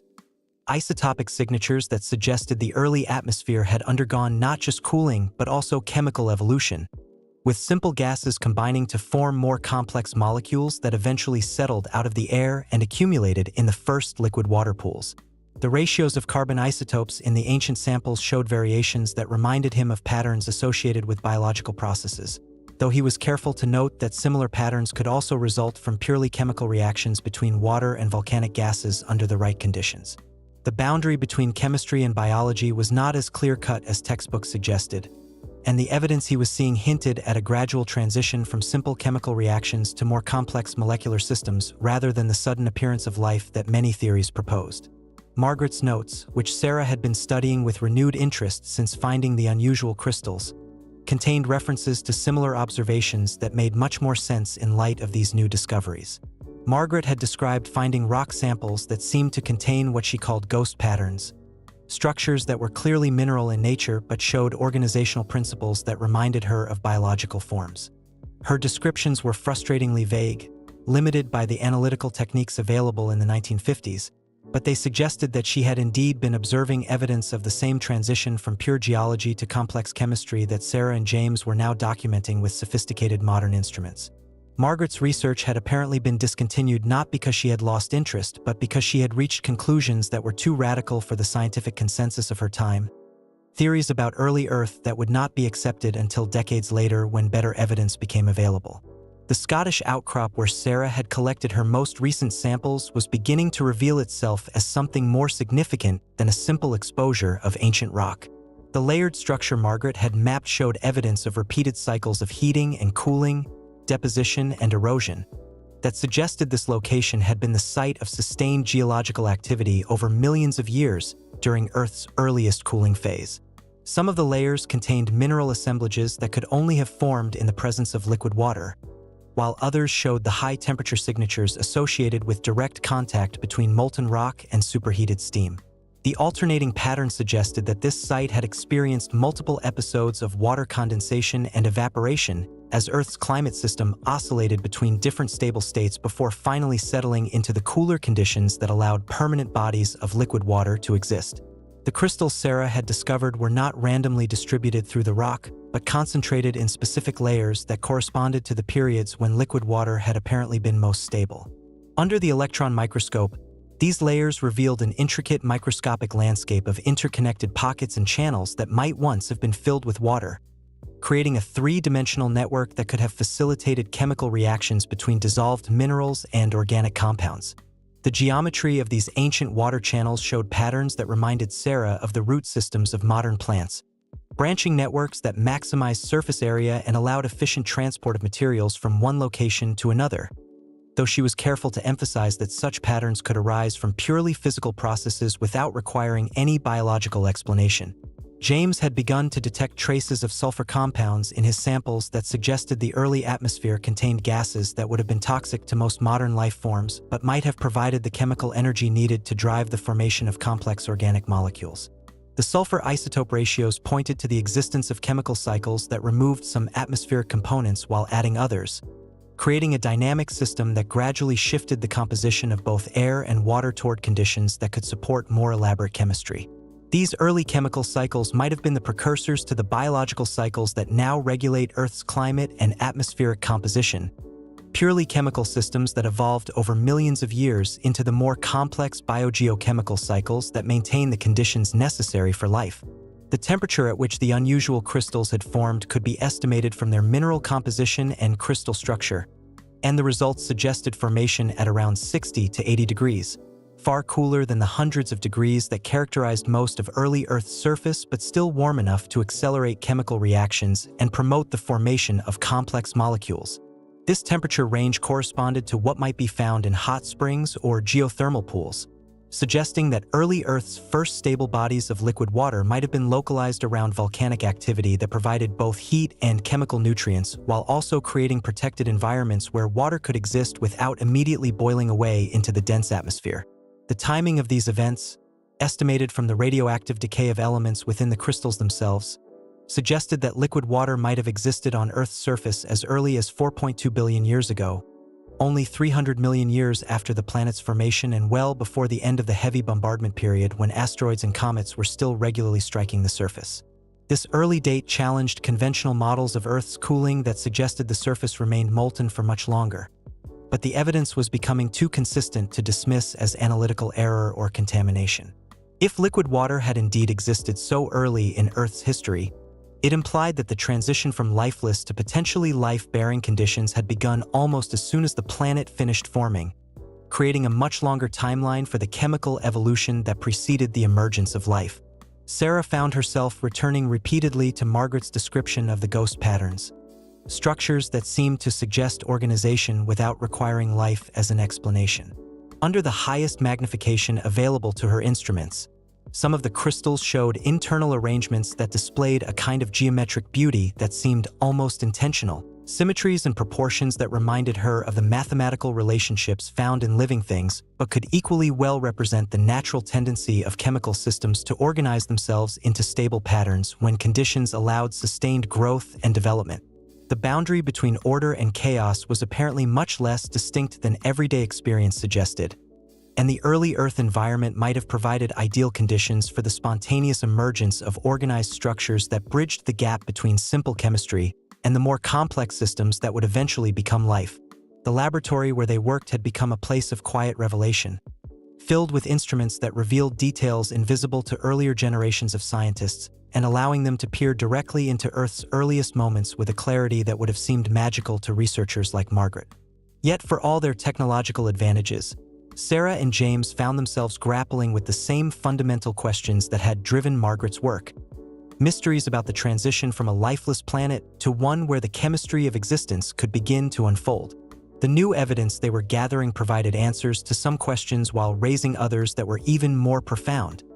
creating a sense that each discovery brought them simultaneously closer to understanding and further from the simple explanations they had hoped to find. The unusual crystals were not the only surprise hidden within the Scottish samples. Sarah had also found structures that appeared to be fossil bubbles, spherical voids within the rock that might once have been filled with gas or liquid but now contained only emptiness surrounded by mineral walls that showed evidence of interaction with whatever had once filled these tiny chambers. The bubbles were remarkably uniform in size, clustering around a diameter of about 1 millimeter. And their distribution through the rock suggested formation during a specific event or series of events, rather than random occurrence over long periods of time. Under scanning electron microscopy, the walls of these ancient bubbles showed textures that implied formation through rapid precipitation from solution, as if dissolved minerals had suddenly come out of solution and crystallized around gas bubbles that were rising through liquid water. James had begun to find atmospheric evidence that correlated with the bubble formation events, isotopic signatures that suggested brief periods when the early atmosphere had undergone rapid changes in pressure or composition that might have caused dissolved gases to come out of solution in bodies of liquid water. These atmospheric fluctuations might have been triggered by large volcanic eruptions or asteroid impacts that temporarily altered the planet's energy balance, creating conditions where previously stable chemical systems suddenly became unstable and underwent rapid reorganization. The bubbles preserved in the ancient rocks might thus represent snapshots of these dramatic moments when Earth's early environment was in rapid transition between different stable states. The connection between the crystal formations and the fossil bubbles was not immediately obvious, but both seemed to require the same basic conditions: liquid water that had remained stable long enough for complex chemical processes to occur but was also subject to periodic disturbances that promoted rapid crystallization and gas bubble formation. This combination of stability and instability might have been crucial for the development of chemical complexity on early Earth. providing the sustained conditions necessary for slow molecular evolution while also creating the periodic upheavals that could drive chemical systems toward new levels of organization. The pattern suggested that early Earth's environment was neither uniformly stable nor chaotically changing, but followed some middle path that combined elements of both order and disorder in ways that promoted the emergence of increasingly complex chemical systems. Margaret's final notes, discovered in a folder that had apparently been misfiled for decades, contained sketches that showed remarkable similarity to the structure Sarah was now observing under modern instruments. Margaret had apparently seen the same bubble formations and crystal patterns, but had lacked the analytical tools needed to understand their significance or convince other scientists that her observations were worth pursuing. Her sketches were accompanied by speculative notes about the possibility that early Earth had supported chemical processes that were more complex than simple cooling and crystallization,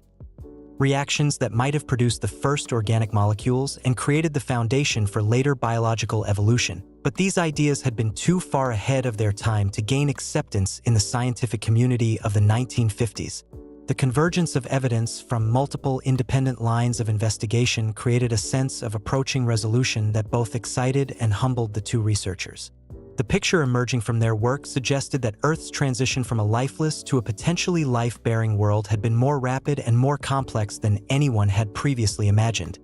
involving chemical processes that blurred the traditional boundaries between geology and biology and creating conditions where the first steps toward life might have begun much earlier than conventional theories suggested. Yet, even as the evidence accumulated, the deepest questions remained unanswered. Mysteries about how lifeless chemistry could give rise to living systems and whether the processes they were discovering represented universal principles that might be operating on other worlds throughout the galaxy. As the evening settled around their laboratory and the last light faded from the windows, Sarah and James found themselves surrounded by evidence of Earth's earliest chemical awakening, fragments of ancient rock that preserved the memory of a time when our planet first began to explore the possibilities that would eventually lead to consciousness, intelligence, and the capacity to wonder about origins. The work they were doing connected them directly to those earliest moments when chemistry began its long journey toward complexity, when the first tentative steps were taken along a path that would eventually lead to the emergence of minds capable of looking back across billions of years and recognizing their own deep history written in the structure of crystals and the composition of ancient atmosphere, and in that recognition finding both humility and wonder at the patient persistence of natural processes that could transform chaos into order and eventually into the capacity for self-awareness and the endless human quest to understand the world that had given birth to understanding itself. Sarah and James found themselves surrounded by evidence of Earth's earliest chemical awakening, connected across billions of years to the first tentative steps toward complexity and eventually consciousness itself. And it was during this period of intense discovery that a letter arrived from Australia, written by a geologist named Thomas who had been following their published work and believed he had found similar formations in rocks near a place called Pilbara,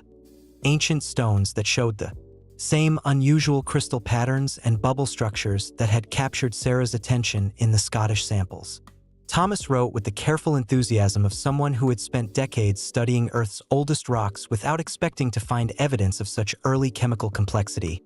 His letter filled with detailed descriptions of outcrop locations and mineral compositions that seemed to echo the discoveries being made in England, suggesting that the processes Sarah and James were documenting might have occurred not just in isolated locations, but across much of early Earth's surface wherever conditions allowed liquid water to exist and persist. The photographs Thomas had included with his letter showed landscapes that seemed almost alien in their austere beauty.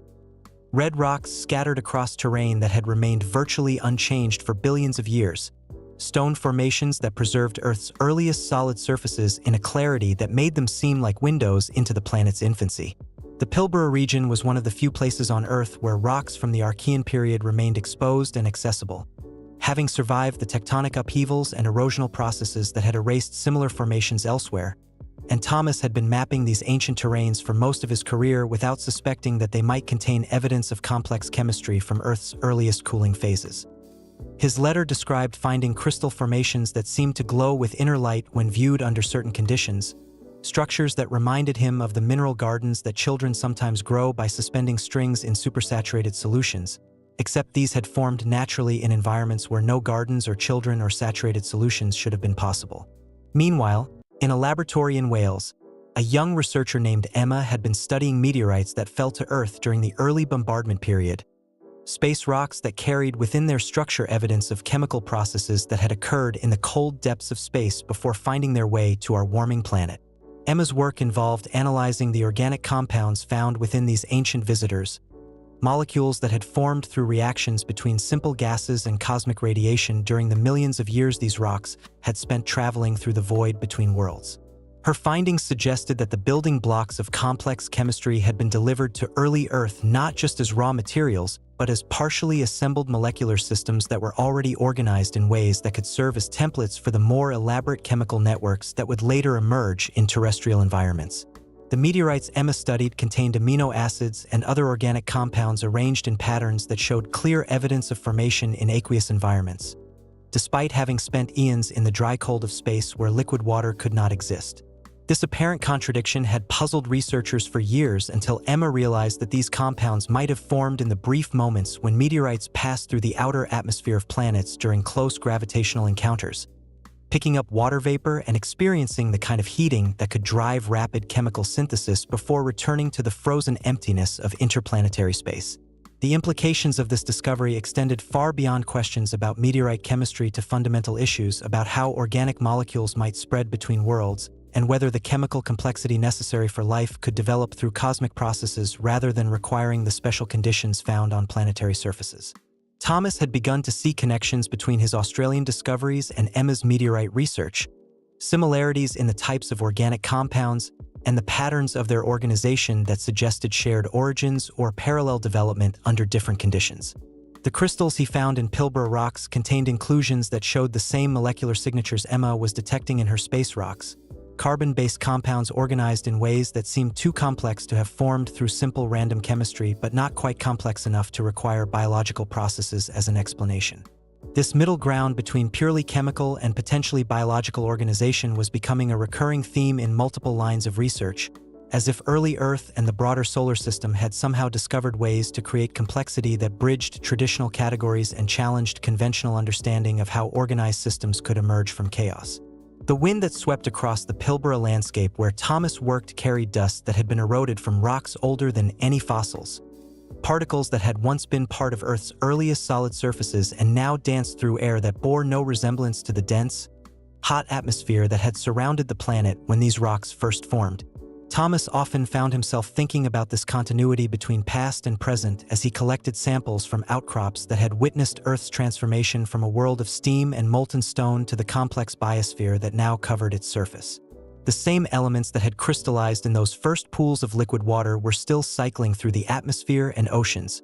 participating in the same basic chemical reactions but now mediated by living organisms that had learned to harness and direct natural processes for their own purposes. Emma's laboratory in Wales overlooked a valley where sheep grazed on grass that grew in soil derived from rocks nearly as old as the meteorites she studied, connecting her daily work to the same deep history that Thomas explored in the Australian outback and Sarah investigated in the Scottish Highlands. The view from her window reminded her that the carbon in the grass, the oxygen in the air, and the water in the stream that ran through the valley had all participated in the early chemical evolution she was trying to understand. Molecules that had been present when Earth first began its transition from lifeless chemistry to the complex systems that would eventually support life. Her analysis of organic compounds in ancient meteorites was thus not just an investigation of space chemistry, but a study of Earth's own molecular heritage, tracing the cosmic origins of the chemical complexity that would later become the foundation for biological evolution. The correspondence between Thomas, Emma, Sarah, and James created an informal network of researchers who were discovering that Earth's early chemical evolution had been far more complex and widespread than anyone had previously suspected. Their shared findings suggested that the transition from simple chemistry to organized molecular systems had occurred not through a single breakthrough event, but through a gradual process that unfolded simultaneously in multiple environments, from the depths of space to the first pools of liquid water on cooling planetary surfaces. The organic compounds found in meteorites provided raw materials and perhaps templates for the more elaborate chemistry that developed in terrestrial environments,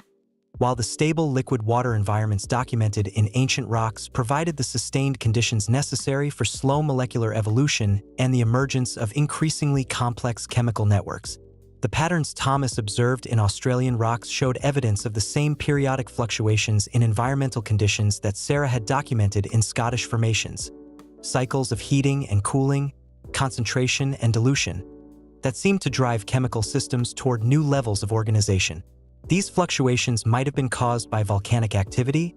asteroid impacts, or simply the natural instability of early Earth's climate system as it oscillated between different possible stable states before settling into the cooler conditions that allowed permanent oceans to form. Each cycle would have provided opportunities for chemical systems to explore new organizational possibilities, with successful innovations being preserved and transmitted to subsequent generations of chemical reactions while less stable arrangements were eliminated by environmental pressures. Emma's meteorite research suggested that similar cycles of chemical innovation had been occurring throughout the solar system wherever conditions allowed organic molecules to form and persist, creating a kind of cosmic laboratory where natural selection operated on chemical rather than biological systems to produce increasingly complex molecular arrangements. The most successful of these chemical innovations would have been those that could survive the harsh conditions of space travel and planetary impact, allowing them to spread between worlds and seed new environments with the molecular building blocks of complexity. This cosmic perspective on chemical evolution suggested that Earth's early chemistry was not an isolated phenomenon but part of a broader process of molecular evolution that might be occurring wherever the right conditions existed throughout the universe. The stars that shone down on all four researchers as they worked through long evenings in their respective laboratories were the same ones that had witnessed Earth's earliest chemical awakening, nuclear furnaces that had created the elements now cycling through terrestrial and cosmic chemical systems in endless combinations and recombinations. The light reaching Earth from these distant suns carried information about the nuclear processes that had forged the raw materials of chemistry, while the meteorites Emma studied preserved evidence of how those same elements had organized themselves into increasingly complex molecular systems during the billions of years between stellar nucleosynthesis and planetary formation. The connection between stellar evolution and chemical evolution provided a unifying perspective that linked the grandest cosmic processes to the most intimate details of molecular organization. Thomas had begun to find evidence in his Pilbara samples of chemical processes that seemed to anticipate later biological innovations, molecular systems that showed the first tentative signs of self-organization and perhaps even primitive forms of self-replication. These proto-biological systems were still purely chemical in nature, lacking the complex cellular machinery that characterizes all known life,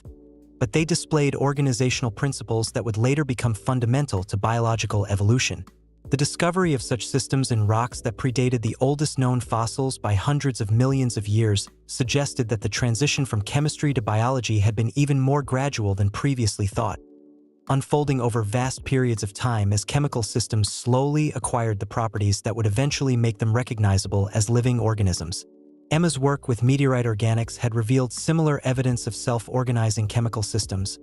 molecular networks that showed clear signs of having evolved toward greater complexity and stability through processes that resembled natural selection operating on chemical rather than biological entities. These cosmic chemical systems had apparently developed the ability to reproduce their own organizational patterns and to compete with other molecular arrangements for available resources,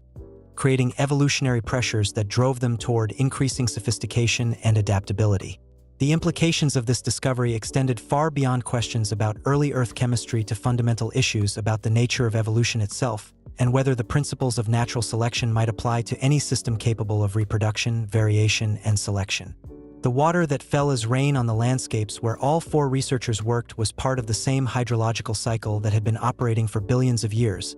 connecting their current investigations to the earliest periods when liquid water first appeared on Earth's surface and began the long process of creating the conditions necessary for chemical and eventually biological evolution. Each raindrop carried within it molecules that might once have been part of those first tentative pools where chemistry began its exploration of organizational possibilities, water that had participated in countless cycles of evaporation and condensation while serving as the medium for the chemical reactions that would eventually produce the complex systems we call life. The continuity of this water cycle provided a tangible link between the ancient events they were studying and the ongoing processes that maintained the conditions for their own existence. Sarah often reflected on these connections as she prepared her samples for analysis, considering how the ancient crystals she studied had formed in water that was fundamentally the same as the water she used to clean her instruments, composed of the same hydrogen and oxygen atoms but organized through billions of years of chemical evolution into the complex systems that now surrounded and sustained her work. The laboratory where she conducted her research was itself a product of the same long process of increasing complexity that had begun in those first pools of liquid water, human intelligence and technology representing the current culmination of chemical evolution's exploration of organizational possibilities. Yet, for all the sophistication of modern analytical techniques, the basic questions about how complexity emerges from simplicity remained as mysterious as ever, puzzles that connected her work directly to the deepest philosophical questions about the nature of existence and the possibility of understanding. The convergence of evidence from multiple research groups working on related problems created a sense that they were approaching something significant, a new understanding of how Earth had made the transition from a lifeless world to one where the chemistry of existence could begin to unfold. And as their separate investigations began to reveal the same underlying patterns and processes, the four researchers found themselves drawn together by the gravity of shared discovery, their individual efforts combining into a collective investigation that seemed capable of illuminating one of the most fundamental transitions in our planet's long history. Their separate investigations were converging on the same fundamental questions about Earth's transition from lifeless chemistry to the precursors of life. And as the evidence accumulated from Australia, Wales, Scotland, and England, each discovery seemed to open new ways of understanding what might have happened during those crucial early years when our planet was learning how to support the complex chemistry that would eventually become life itself. Perhaps the transition was gradual, unfolding over millions of years as chemical systems slowly acquired the ability to organize themselves into increasingly stable patterns, like waves on a beach that seem chaotic but follow hidden rules that create temporary structures in the sand before washing them away and building new ones in their place. Or maybe the process happened in sudden bursts of innovation, brief periods when environmental conditions aligned in just the right way to allow chemistry to explore organizational possibilities that had been impossible before, moments of breakthrough that advanced chemical complexity in great leaps rather than small steps, like clouds that build slowly through a summer afternoon before suddenly releasing their accumulated moisture in transformative rain. Thomas often wondered if the crystal formations he found in Australian rocks represented evidence of such breakthrough moments, times when the chemistry of early Earth had discovered new ways to create order from chaos and preserve those discoveries in mineral structures that could survive for billions of years. The patterns he observed seemed too regular, too purposeful to have emerged from random chemical processes, yet they clearly predated any known biological activity by hundreds of millions of years, creating a puzzle about how organized structures could arise without the guiding influence of living organisms. One possibility was that chemistry itself possessed inherent tendencies toward organization that became visible under the right conditions, natural laws that favored the formation of complex patterns just as gravity favored the formation of spherical planets and circular orbits. Another explanation might be that early Earth's environment provided selective pressures that acted on chemical systems much as evolution later acted on biological ones, preserving successful molecular innovations while eliminating less stable arrangements through a kind of chemical natural selection. Emma's meteorite research suggested yet another perspective on how complexity might emerge from simplicity, evidence that organized chemical systems could develop in the cold emptiness of space through processes that operated over cosmic timescales and vast distances. The organic compounds she found in ancient space rocks showed signs of having evolved toward greater stability and complexity during millions of years of interstellar travel, exposed to cosmic radiation and occasional encounters with planetary atmospheres that provided brief opportunities for rapid chemical synthesis. These cosmic chemical systems might have served as seeds for terrestrial complexity, delivering not just raw materials but organizational templates to early Earth, molecular blueprints that could guide local chemistry toward innovations that might otherwise have taken much longer to discover. The idea that Earth's chemical evolution had been influenced by processes occurring throughout the solar system and beyond opened the possibility that similar innovations might be developing on other worlds, each one exploring its own unique pathways toward complexity while drawing on the same cosmic reservoir of molecular possibilities. Sarah's discovery of organic inclusions in ancient Scottish crystals raised questions about the boundary between chemical and biological organization, structures that seemed to bridge the gap between purely mineral formations and the more complex systems that would later become recognizable as life. The inclusions showed patterns that reminded her of cellular structures, organized arrangements of carbon compounds that suggested self-contained chemical systems capable of maintaining their own internal organization against the disrupting influences of their environment. Yet these protocellular structures lacked the dynamic metabolism and active reproduction that characterized even the simplest known life forms,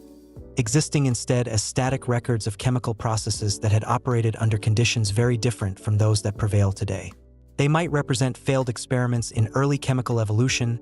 organizational innovations that had emerged but proved unable to adapt to changing environmental conditions,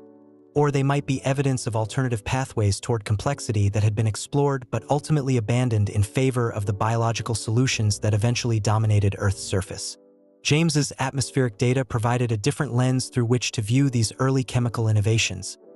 evidence that Earth's early atmosphere had undergone cycles of composition and density that might have created periodic opportunities for chemical experimentation. During periods when atmospheric pressure was high and temperatures were elevated, chemical reactions would have proceeded rapidly and produced large quantities of organic compounds, but these same conditions would have made it difficult for complex molecular structures to remain stable for extended periods. When atmospheric conditions shifted toward lower pressures and cooler temperatures, chemical reaction rates would have slowed, but the reduced thermal stress might have allowed more elaborate molecular architectures to persist and evolve. The cyclical nature of these atmospheric changes suggested that early Earth might have experienced alternating periods of chemical innovation and stabilization, brief windows of rapid molecular evolution followed by longer intervals when successful innovations could be preserved and refined. The question of what drove these atmospheric cycles remained open to interpretation, with possibilities ranging from regular variations in solar output to periodic changes in volcanic activity to the gravitational influences of other planets in the developing solar system. Each potential explanation carried different implications for understanding how chemical complexity had emerged on early Earth and whether similar processes might be operating on other worlds. If the cycles were driven by solar variations, then any planet orbiting a similar star might experience comparable opportunities for chemical evolution, suggesting that the development of complexity might be a common occurrence throughout the galaxy. If volcanic activity was the primary driver, then the timing and intensity of chemical evolution would depend on the specific geological history of individual planets, making each world's chemical development unique and potentially unpredictable. Thomas had begun to see his Australian rock formations as libraries that preserved records of these ancient atmospheric cycles, mineral deposits that accumulated during specific environmental conditions and contained chemical signatures that could be decoded to reveal the composition and behavior of Earth's early atmosphere. The layered structure of these deposits told stories of alternating chemical regimes, periods when different types of reactions had dominated and produced different types of mineral and organic compounds. Some layers contained evidence of high-temperature chemistry that had produced simple organic molecules through reactions between volcanic gases and water vapor, while other layers showed signs of lower temperature processes that had allowed these simple molecules to combine into more complex structures. The pattern suggested that chemical evolution had proceeded through cycles of synthesis and assembly, rapid production of molecular building blocks followed by slower processes that organized these components into increasingly elaborate architectures. Emma had found evidence of similar cycles in her meteorite samples, variations in organic compound composition that suggested the space environment had also experienced periods of enhanced chemical activity, alternating with intervals of relative stability. These cosmic cycles might have been driven by the changing radiation environment as meteorites passed through different regions of space, or by periodic encounters with gas clouds and planetary atmospheres that provided new chemical ingredients and energy sources. The synchronization between terrestrial and cosmic chemical cycles suggested that Earth's early chemical evolution had been influenced by processes operating on solar system and even galactic scales, making the development of complexity on our planet part of a much larger story of molecular evolution that extended far beyond the boundaries of any single world. The possibility that chemical complexity could emerge through purely natural processes without requiring special conditions or unlikely coincidences had profound implications for understanding the prevalence of life in the universe. If the organizational principles that governed early chemical evolution were universal features of matter and energy, then similar processes might be occurring wherever the right chemical ingredients came together under appropriate conditions. The building blocks of complexity, elements like carbon, hydrogen, oxygen, and nitrogen, were among the most abundant in the universe, and the energy sources that could drive chemical evolution, including stellar radiation, radioactive decay, and gravitational heating, were available in countless cosmic environments. This suggested that the chemical foundations for life might be emerging continuously throughout the galaxy, on planets around other stars, in the atmospheres of gas giants, in the subsurface oceans of icy moons, and perhaps even in the cold depths of interstellar space. Yet the transition from chemical complexity to genuine biological activity remained one of the deepest mysteries in science, a boundary that had apparently been crossed on Earth, but whose precise location and nature continued to elude understanding. The evidence from ancient rocks suggested that this transition had been gradual rather than sudden, a slow blurring of the distinction between chemical and biological organization as molecular systems acquired increasingly life-like properties over millions of years. The earliest chemical systems that could be called alive might have been barely distinguishable from their non-living predecessors, simple molecular networks that had achieved the ability to reproduce their own organization but lacked most of the sophisticated machinery that characterizes modern cells. Sarah often contemplated the possibility that life had emerged not through a single dramatic breakthrough but through countless small innovations, each one building on previous achievements to create gradually more sophisticated systems. Like branches growing on a tree, each new growth point exploring a slightly different direction while remaining connected to the common trunk of chemical evolution. This perspective suggested that the emergence of life was not a rare accident but an almost inevitable consequence of chemical evolution given sufficient time and appropriate conditions, a natural progression from simple to complex organization that followed the same general principles whether it occurred in terrestrial pools, cosmic environments, or laboratory experiments. The implications of this view extended far beyond questions about Earth's early history to fundamental issues about the nature of life itself and the possibility that biological organization might represent just one phase in a much longer process of cosmic evolution toward increasing complexity and sophistication. The dust that settled on laboratory windows while the four researchers worked through long evenings carried particles that had been eroded from rocks older than any known fossils, fragments of Earth's earliest solid surfaces that had witnessed the chemical innovations being documented in their samples and data. This dust connected their current work to the actual environments where chemistry had first begun its exploration of organizational possibilities, bringing them into physical contact with materials that had participated in the processes they were trying to understand. The realization that they were breathing air that contained molecules from Earth's earliest atmosphere,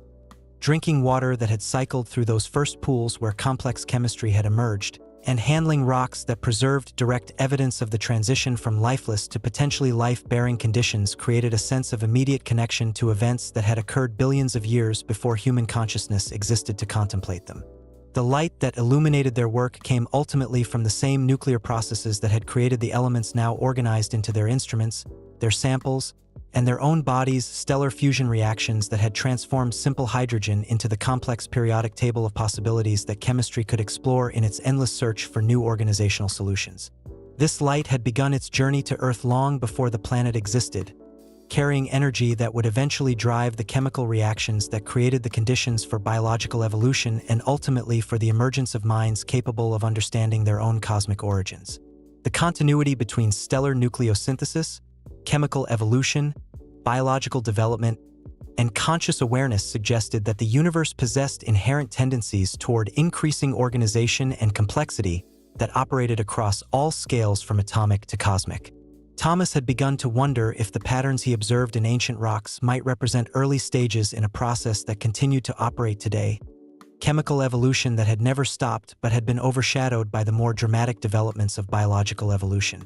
Modern environments still contained chemical systems that displayed many of the organizational principles documented in ancient formations, from the self-assembling structures found in certain minerals to the complex organic chemistry that occurred in deep ocean vents and other extreme environments. These contemporary chemical systems might be exploring organizational possibilities that could lead to new forms of complexity,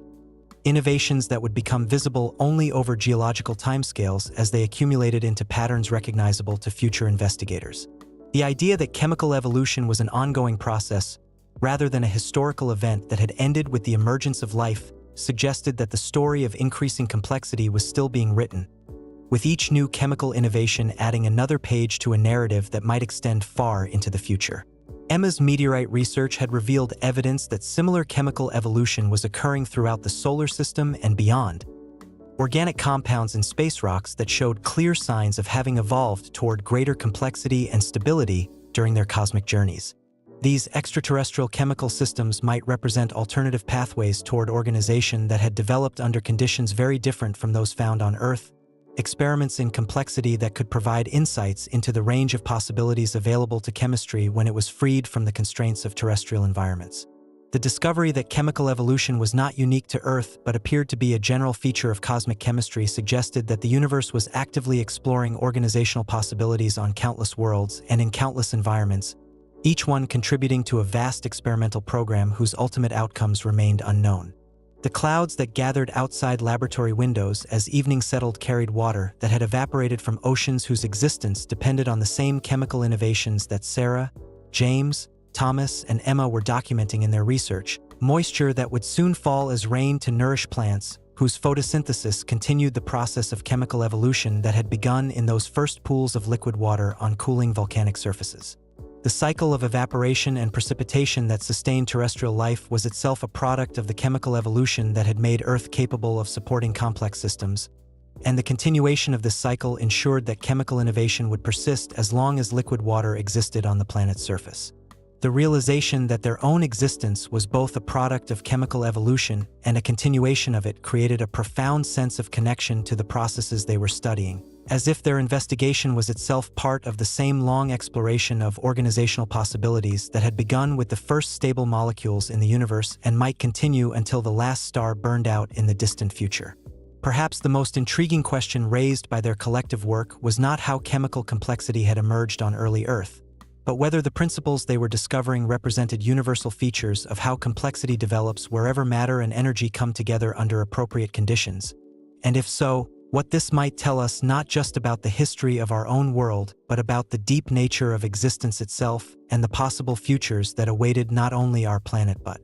consciousness throughout the cosmos. Perhaps the most intriguing question was whether the principles they were discovering represented universal features of how complexity develops wherever matter and energy come together under appropriate conditions. And if so, what this might tell us not just about the history of our own world, but about the deep nature of existence itself. And as Sarah closed her notebook on another evening of patient observation, she found herself thinking not about the ancient chemistry preserved in her rock samples, but about the human quality of wonder that had drawn her to this work in the first place. The same curiosity that had guided Margaret's footsteps across Scottish Highlands decades earlier and now connected researchers around the world in a quiet fellowship of inquiry. The night air that drifted through her open laboratory window carried the scent of autumn rain and distant wood smoke,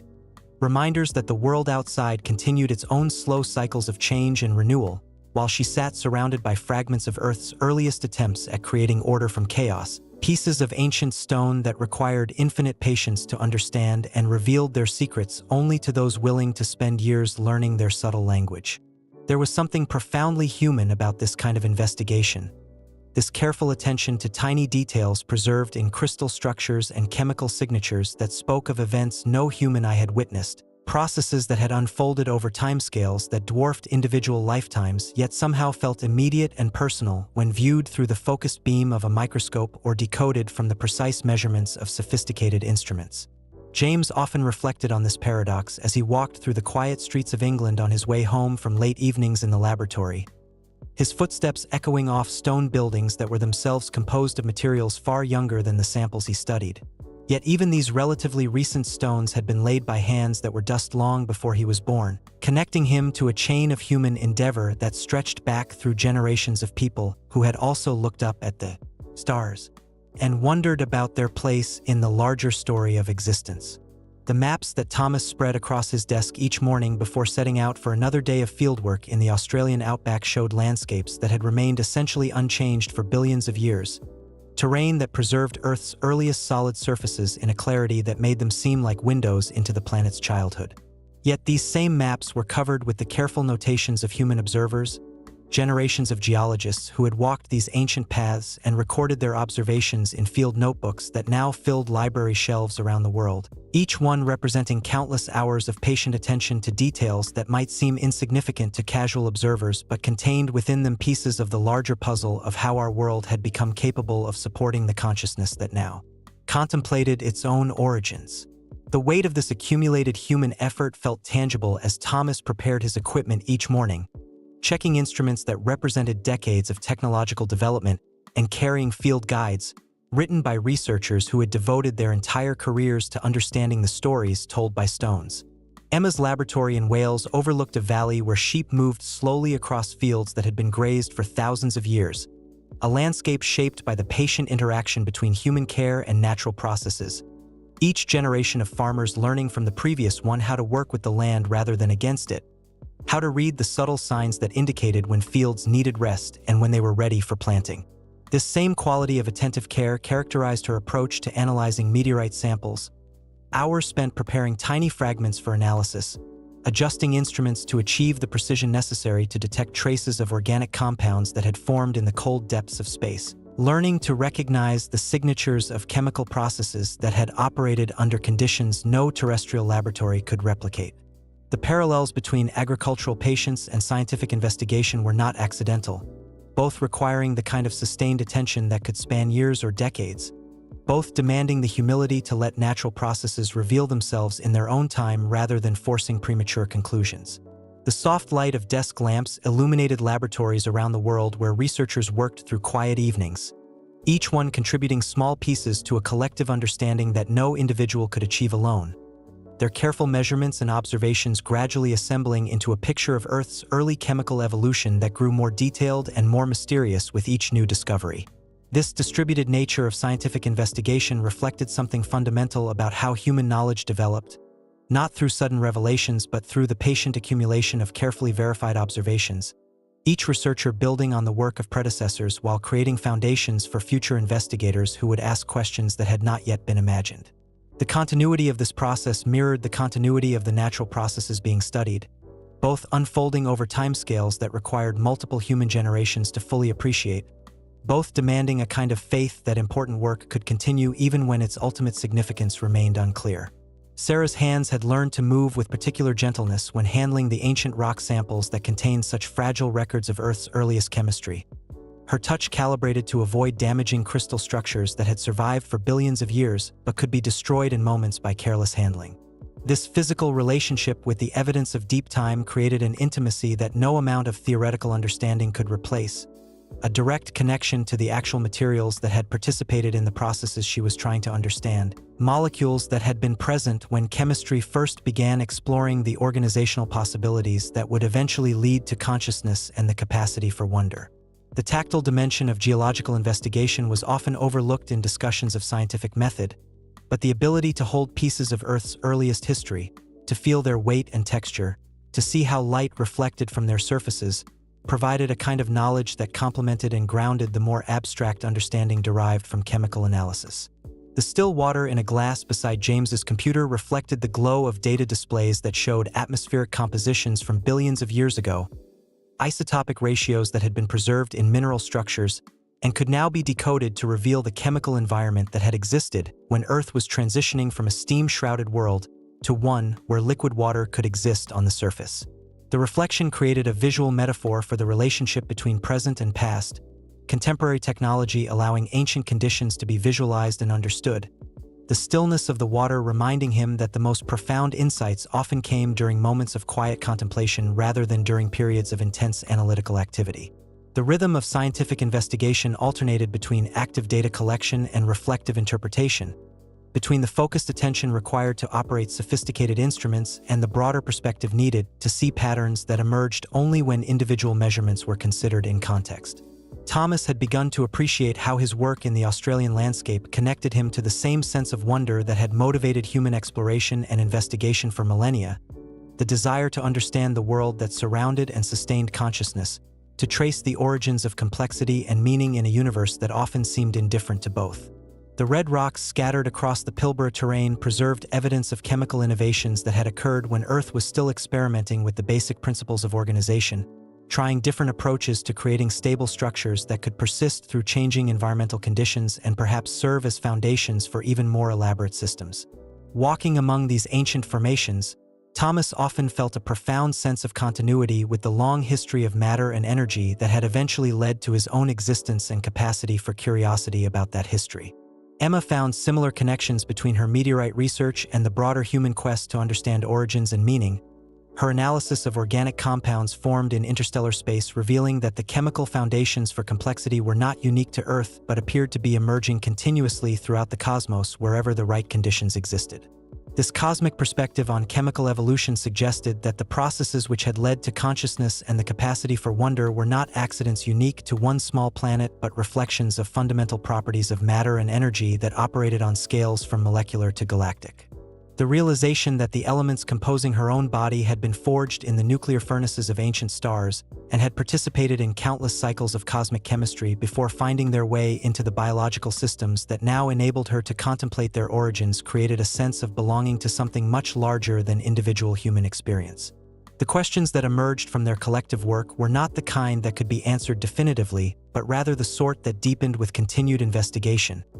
each new discovery revealing additional layers of complexity and mystery that had not been apparent before. This open-ended quality of fundamental research reflected something important about the nature of understanding itself, the way that genuine knowledge often raised more questions than it answered and led to ever deeper appreciation for the sophistication of natural processes that had been operating long before human consciousness existed to observe and wonder about them. The humility required to pursue such investigations was itself a kind of wisdom, an acknowledgement that the universe was far more complex and subtle than any single mind could grasp, and that meaningful understanding required both individual effort and collaborative patience extending across multiple generations. Sarah often thought about Margaret's decision to abandon her research just as it seemed to be approaching significant discoveries, wondering whether the earlier researcher had encountered the same sense of overwhelming complexity that sometimes made continued investigation seem almost futile. Yet Margaret's careful field notes and detailed observations had provided essential foundations for the current work, demonstrating that even incomplete investigations could contribute to the long-term growth of understanding if they were conducted with sufficient care and attention to detail. This continuity between past and present research efforts created a sense of participation in something larger than any individual career or lifetime, a collective human project of understanding that connected contemporary investigators to all previous generations who had looked up at the stars or examined rocks or wondered about the origins of the world that had given birth to wonder itself. The patience required for this kind of work was different from the everyday patience needed to complete routine tasks or wait for expected events, but rather a deeper acceptance that meaningful understanding often developed over timescales that exceeded individual human lives, and that the most important insights might not emerge until long after the investigators who had laid their groundwork had passed away. This temporal dimension of scientific investigation created its own kind of faith, a belief that careful observation and honest reporting would eventually contribute to insights that could not be foreseen at the time the work was being done, that the accumulation of detailed knowledge about natural processes would somehow add up to wisdom about the fundamental nature of existence and humanity's place within it. James had learned to find satisfaction in small increments of understanding, individual measurements that revealed tiny details about ancient atmospheric conditions, single data points that by themselves seemed almost insignificant, but when combined with thousands of similar observations gradually assembled into pictures of Earth's early chemical evolution that would have seemed impossible to achieve through any other means. This appreciation for incremental progress reflected a mature understanding of how complex systems revealed themselves, not through dramatic revelations, but through patient attention to patterns that emerged only when viewed from the appropriate temporal and spatial scales, requiring both the focused attention needed to detect subtle signals and the broad perspective necessary to see how individual observations fit into larger stories. Thomas found that his years of fieldwork in ancient terrains had taught him a similar appreciation for the way understanding developed through sustained attention to details that might seem repetitive or mundane to outside observers but contained within them the keys to reconstructing events that had occurred billions of years ago. Each rock sample he collected represented a small victory over the erosional processes that had destroyed most evidence of Earth's earliest chemistry, a fragment of ancient history preserved against overwhelming odds and now available to reveal its secrets to anyone willing to invest the time and care needed to decode its mineral messages. The responsibility of being entrusted with such evidence felt profound, connecting him to the actual materials that had participated in the chemical innovations that had made consciousness possible. Emma's work with extraterrestrial materials added another dimension to this sense of responsibility,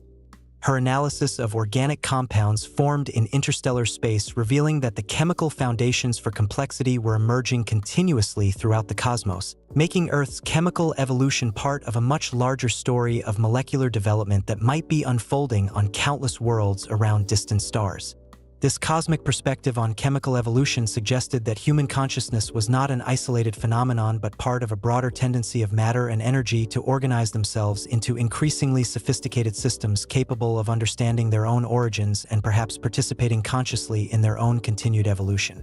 The warmth of human fellowship that connected these researchers across continents and disciplines reflected something essential about the nature of understanding itself. The way that genuine insights often emerged from the intersection of different perspectives and approaches, each investigator contributing unique pieces to puzzles too large for any individual mind to solve alone. The letters and emails that passed between laboratories, the careful sharing of data and observations, the willingness to subject findings to skeptical examination by colleagues, all of this represented a kind of collective intelligence that exceeded the sum of its individual parts and made possible insights that no single researcher could achieve in isolation. As the evening deepened around laboratories where patient work continued under the gentle glow of desk lamps, as researchers prepared to close their notebooks and turn off their instruments for another night, as the ancient samples returned to their protective storage and the data settled into files that would be examined again tomorrow and next week and next year, there remained something profoundly moving about this human dedication to understanding the deep history of the world that had given birth to the capacity for understanding itself. And perhaps that dedication, that willingness to spend lifetimes pursuing questions whose answers might never be fully known, was itself part of the same cosmic tendency toward increasing complexity and consciousness that had begun when matter first learned to organize itself into stable patterns in the cooling pools of early Earth, making human wonder and curiosity not separate from the natural processes being studied but continuous with them, expressions of the same fundamental drive toward organization and meaning that had been operating since the universe began its long exploration of what was possible when energy and matter came together under the right conditions and given sufficient time. Perhaps that dedication, that willingness to spend lifetimes pursuing questions whose answers might never be fully known, was itself part of the same cosmic tendency toward increasing complexity and consciousness that had begun when matter first learned to organize itself into stable patterns in the cooling pools of early Earth. And as we reach the gentle end of our journey through deep time, we can see how the patient work of Sarah and James, Thomas and Emma, and Margaret before them has revealed not just the story of when liquid water first appeared on our planet's surface, but something deeper about the nature of change itself. The way that transformation happens not through sudden dramatic events but through countless small innovations accumulating over vast periods of time,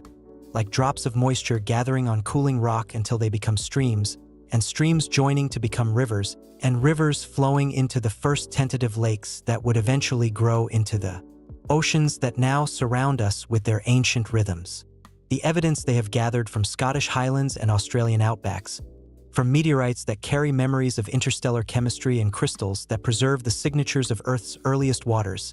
tells us that our blue planet's journey from steam world to water world was neither simple nor sudden, but unfolded through millions of years of patient experimentation as chemistry explored the possibilities hidden within the basic laws of matter and energy.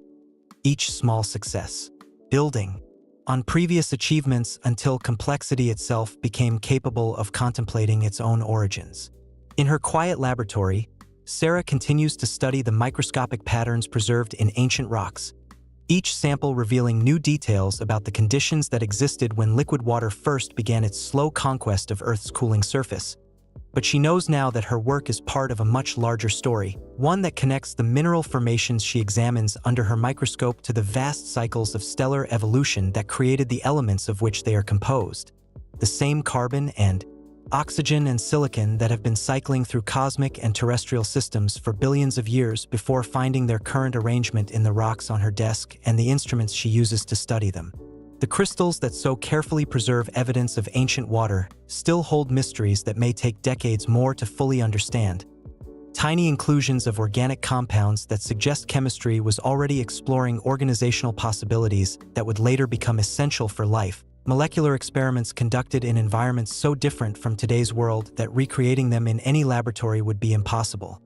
leaving the ancient rocks themselves as the only remaining witnesses to processes that helped prepare our planet for the eventual emergence of consciousness and wonder. James has learned to read the chemical signatures of Earth's earliest atmosphere like an ancient language,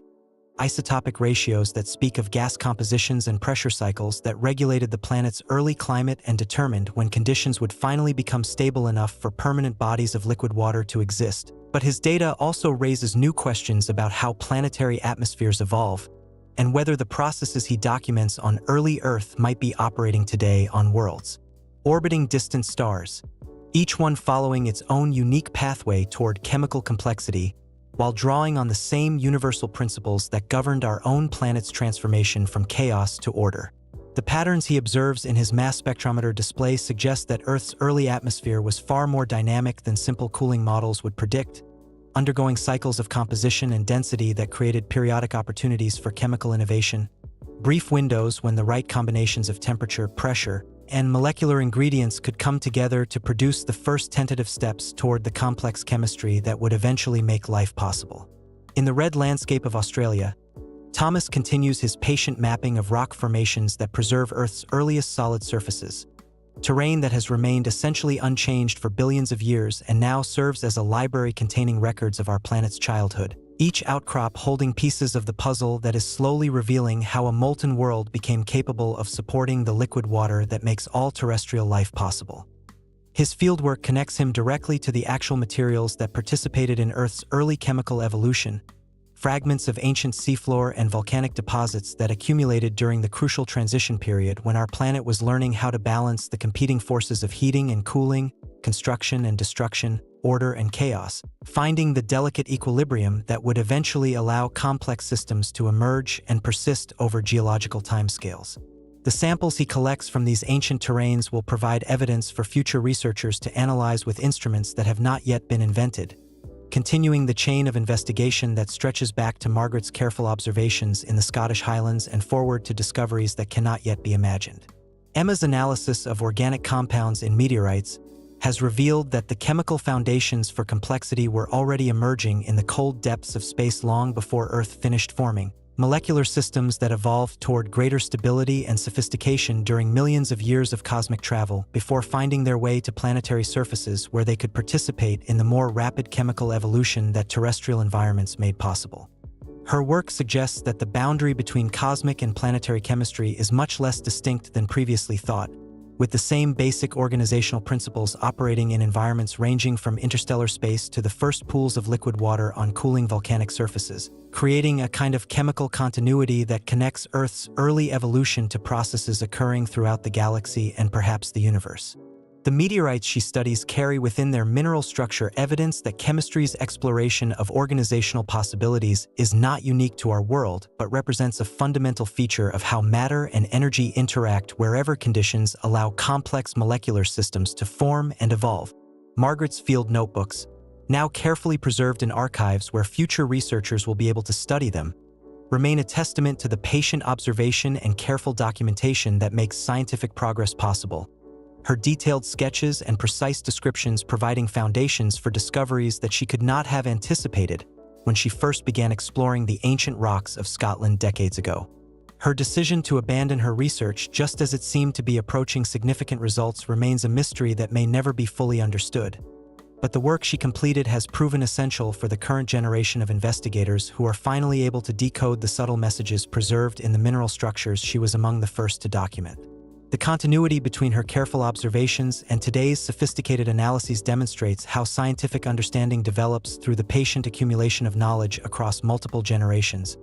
each researcher building on the work of predecessors while creating foundations for future investigations that will ask questions not yet imagined. The evening light that now fades outside laboratory windows around the world illuminates the same elements that composed Earth's earliest atmosphere and oceans, hydrogen and oxygen, that have been cycling through cosmic and terrestrial systems since the universe began creating the chemical complexity that would eventually make consciousness possible, connecting contemporary researchers to the deep history they study and reminding them that their own existence is part of the same long story of increasing organization and sophistication that began when matter first learned to create stable patterns in the cooling aftermath of stellar explosions. The water they drink as they work through long nights of analysis contains molecules that may once have been part of those first tentative pools where chemistry began its exploration of life's possibilities, ancient water that has participated in countless cycles of evaporation and precipitation while serving as the medium for the chemical reactions that gradually created the conditions necessary for biological evolution and eventually for the emergence of minds capable of understanding their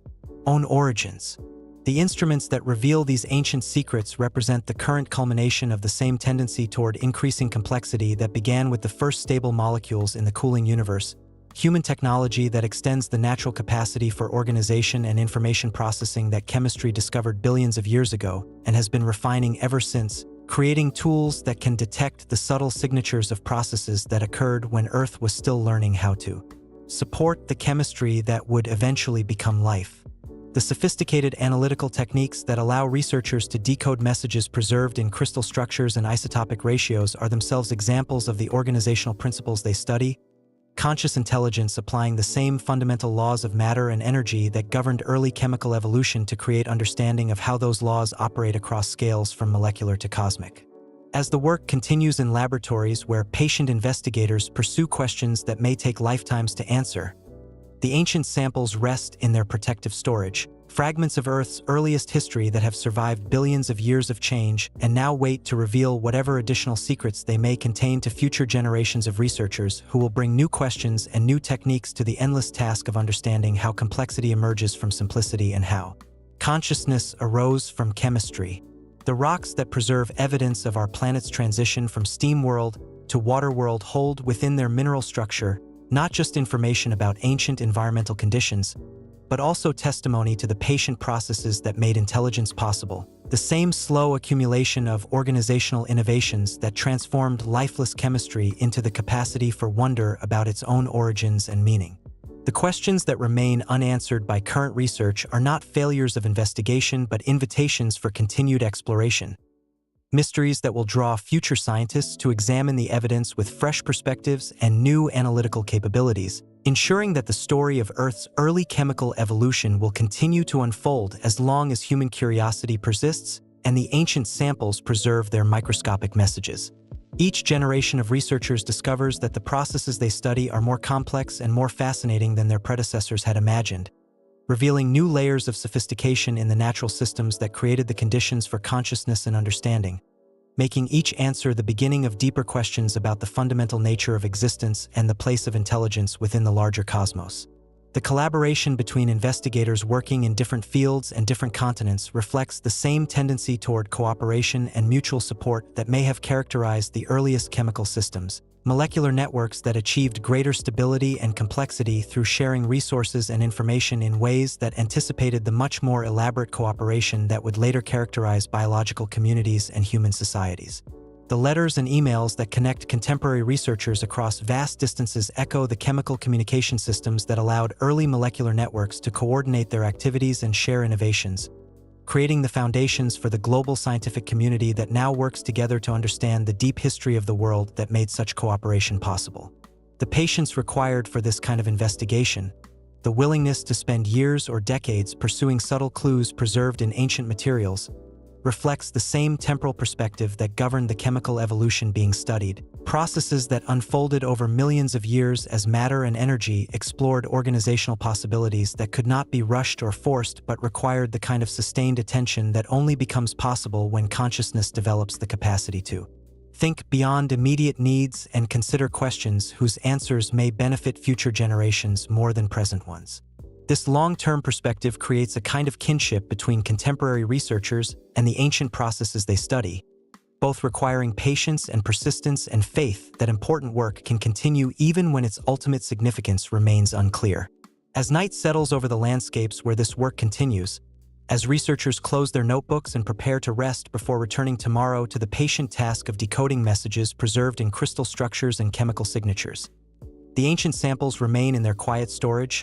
fragments of Earth's childhood that have waited billions of years to tell their stories to minds capable of understanding what they preserve, and perhaps there is something appropriate about the way these investigations proceed at their own unhurried pace, like the geological processes they study,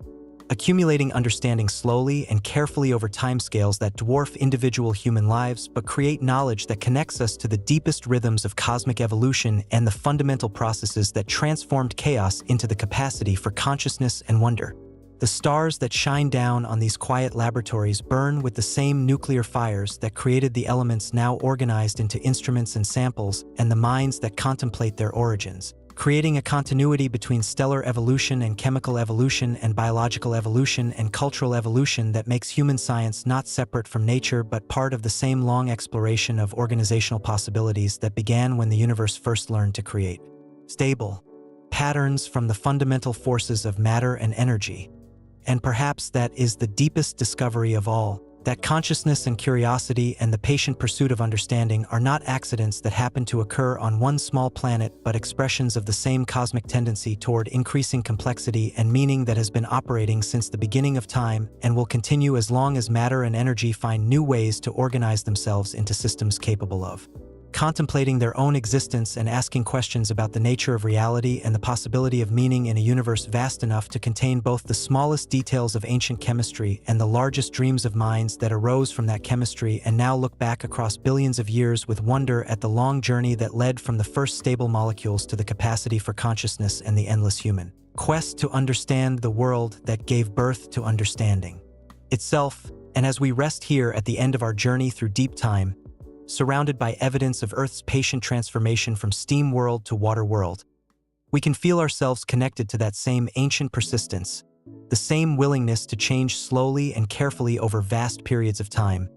like a candle flame that burns steadily through the long night, gradually consuming its substance while creating light that illuminates the darkness, until finally the flame grows dim and peaceful, flickering gently in the still air beneath a sky so wide and deep that it contains within its darkness all the stars that ever were or ever will be, each one a distant sun burning with the same light that once warmed Earth's first pools of water and now shines down on the quiet world where consciousness rests and dreams of origins and wonders what new forms of complexity and beauty might yet emerge from the endless creativity of matter and energy and time.